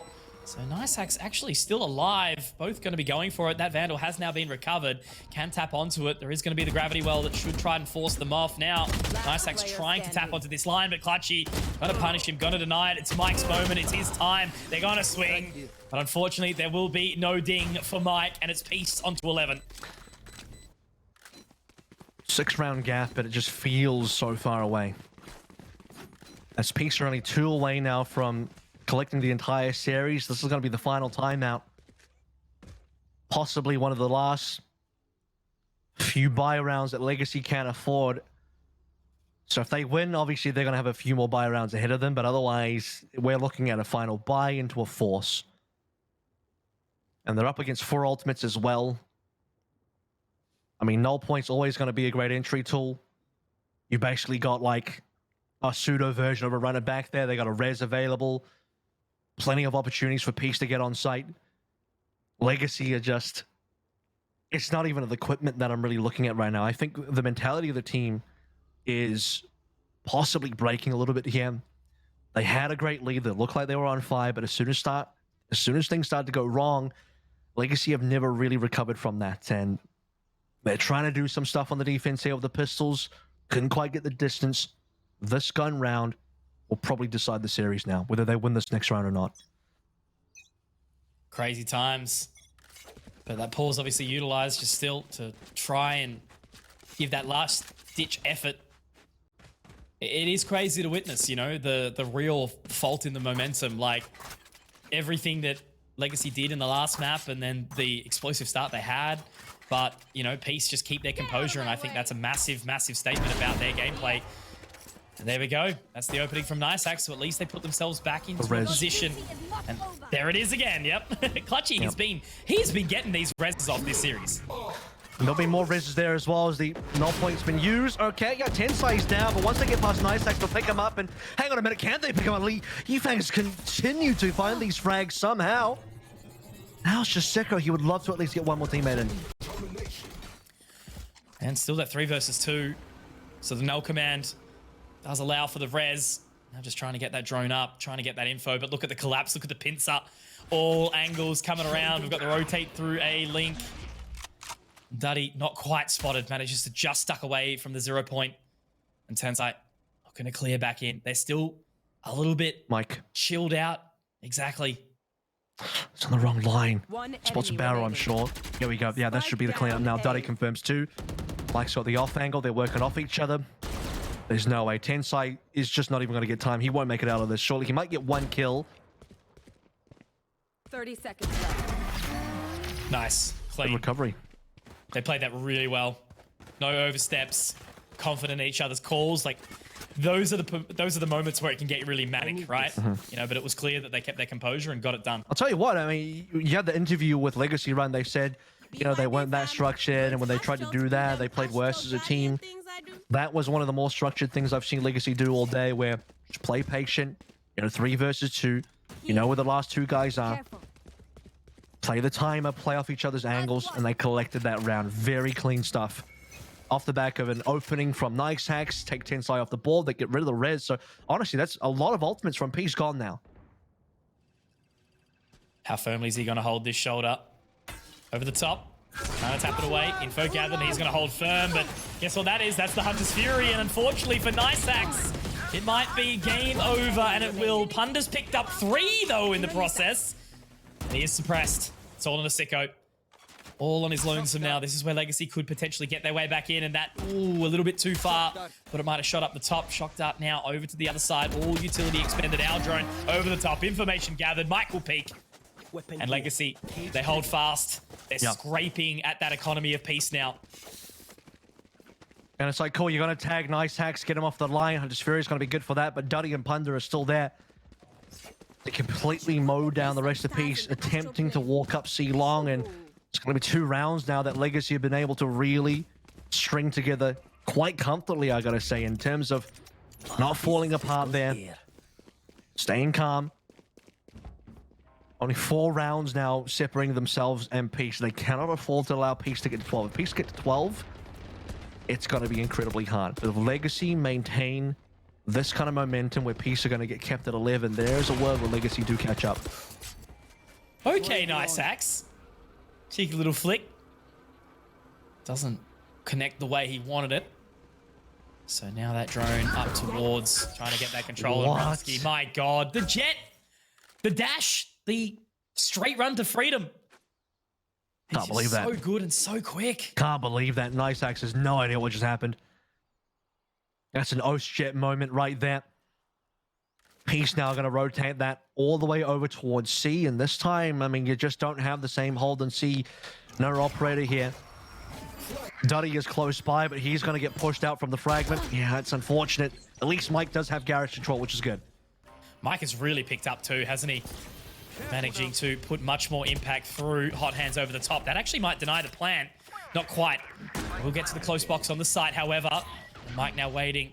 We'll be able to get that neural theft out. That's a lot of information that can be gathered. Camera over the top. Does actually gather that information as well. Nation shot into the corner, understanding now where he is, but the Nebula will keep him off. Got a cosmic Have to divide. try and yeah, exactly. Do they utilize it? I think you have to, yeah. Question now is how many flashes do they have left? Duddy can be the person to really enter here, but the wall's going to cause some problems. A lot of players, the crossfire being set up by Tensai. Oh! And Nation, they're just going to completely shut down Legacy. Yifang's the last one alive, and he's got to consider his options. He's got a very expensive gun in towards his hands. His team doesn't have a lot of money. He knows there's no time left, so exits is the only thing he can do, and nobody from Peace is going to walk into it. They'll shake hands for it, and Legacy, they're down 5 rounds. Peace have found match point, and Legacy are backs against the wall. Match point. And unfortunately, I don't think Legacy will be too happy with that business deal either. They've tried their best, but they've only been given, you know, what, 30%? And the full investment has been secured by Peace here. One more round is all that they need to close it and to move into that next bracket. And as we know, you know, it's going to be a very scary matchup for them up against Order. But if they can ride this momentum that they've managed to build up off of this map, you know, taking it tomorrow, or that's where it's really going to make some sort of difference. Here we go. Legacy going to make one last aggressive play. They'll find contact very quickly with a Punda flash. That was not ideal. There we go. Making it happen, but Ronski still alive, tapping away. He's found another. This is his moment now. He wants the opportunity to take the victory into his own hands, but this time he's got teammates alongside him. Moving into garage, and look at this control taken. Duddy, he's found the timing. He might actually be able to get away with something here. He's going to light him up, but Ronski, man, oh man, he's picked up another 3K now, and he's going to look to immediately take their CT control. Does fall away to the back of the site. Nice X pops the ult. Nation and Ronski have to be very careful working off each other. That's a missed opportunity.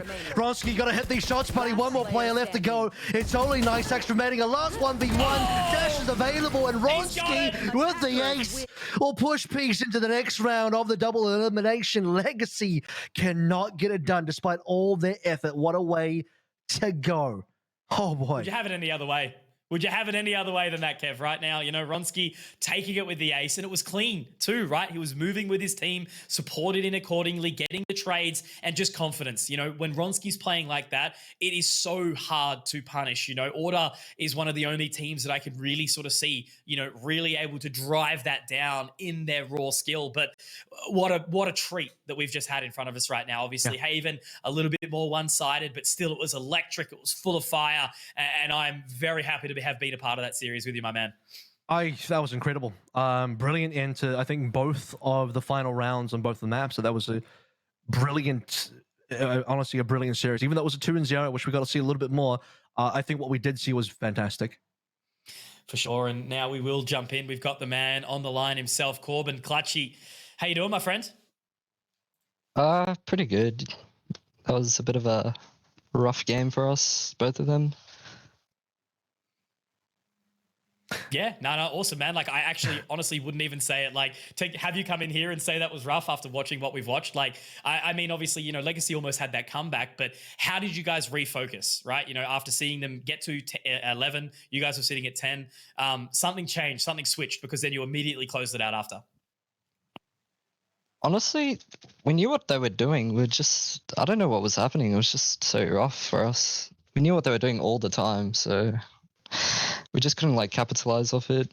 And I feel like we're pretty calm all the time, so I guess nothing really changed. We're calm all the time, and we figured out how to like react to what they were doing and stuff. So yeah. Talk to me about what's happening on Haven as well, where you guys were at a bit of a deficit to start. Yifang was kind of popping off. He had that 10-0 start as well. But then you guys in that middle portion, you know, the latter half of the first opening half there, and then also when we looked at the second half, you just had some crazy rounds. We did see that Legacy was starting to come back though. So, you know, what was going through your mind when that was starting to happen? They were starting to string through rounds again. I don't think we were too worried because we knew what was happening and what was going wrong. We're just trying things anyway to like just feel them out a bit because we had the rounds to work with. So we're just feeling them out a bit, and we're pretty much just abusing their weakness, which is pretty like blatantly obvious. And yeah, we just kept going at their weakness, and it was pretty easy. That last game was like, I don't know, we should have played better both games. I think we played pretty bad today overall, but we came out with the win, so that's good. It was a 2-0, didn't go to 3 maps. So can't What do you be feel like, disappointed about it. That your team is one of the few teams I've ever seen really like seriously run a carry. Obviously, Tensai moves over to that. I was probably expecting you guys to bring that out for Ascent as well.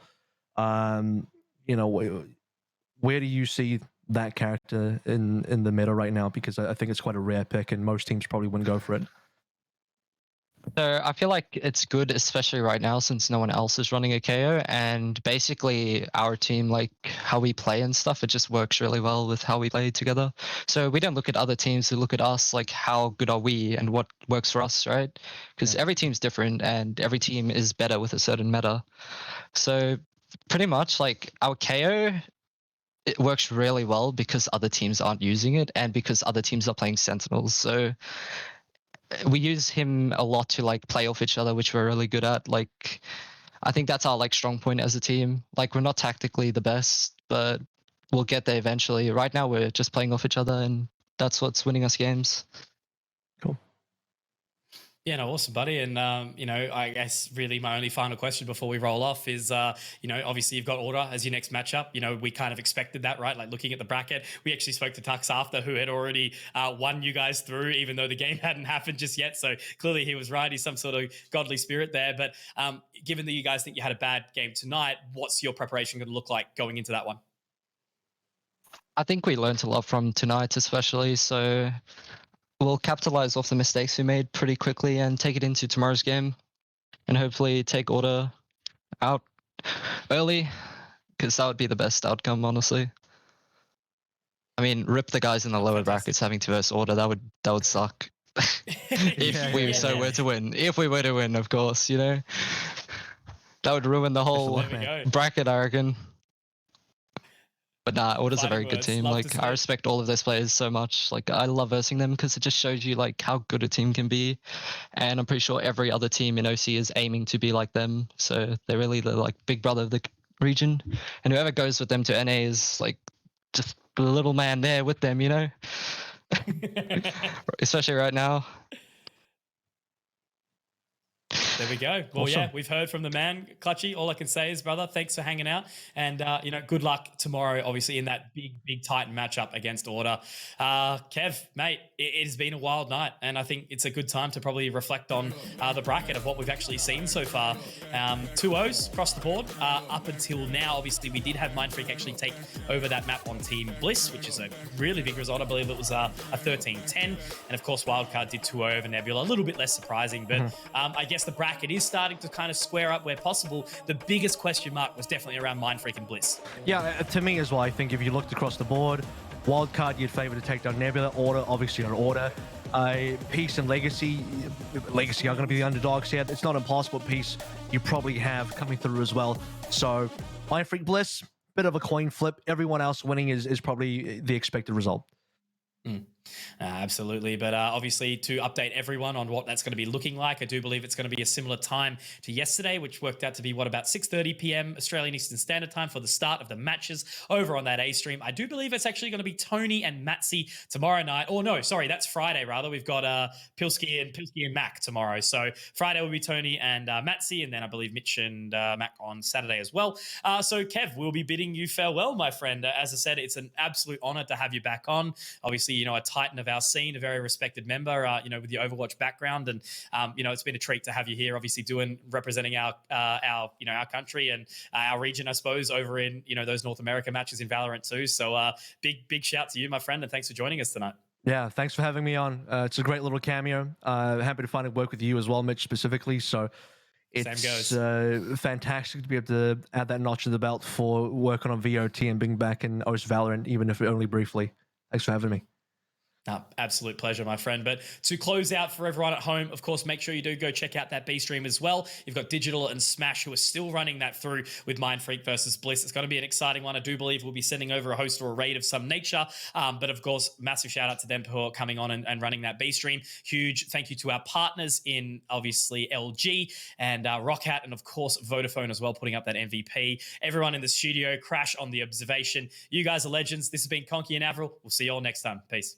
Pain picks up 1, 2, 3. Beautiful stuff here coming out from Pain. They'll know exactly that there's a player here potentially trying to come up with a second play. No, oh my my god! The Viper's pit does get pulled on out. Clutchy dispatches of Easy, and there's another entry point. Even with all the Viper units still down here from RDW, Bunda. They do gather the information, and Myth has actually moved around onto the other side of this poison cloud. It's great on the hole. Another picked up by Myth. A third. He's shooting. Oh my word!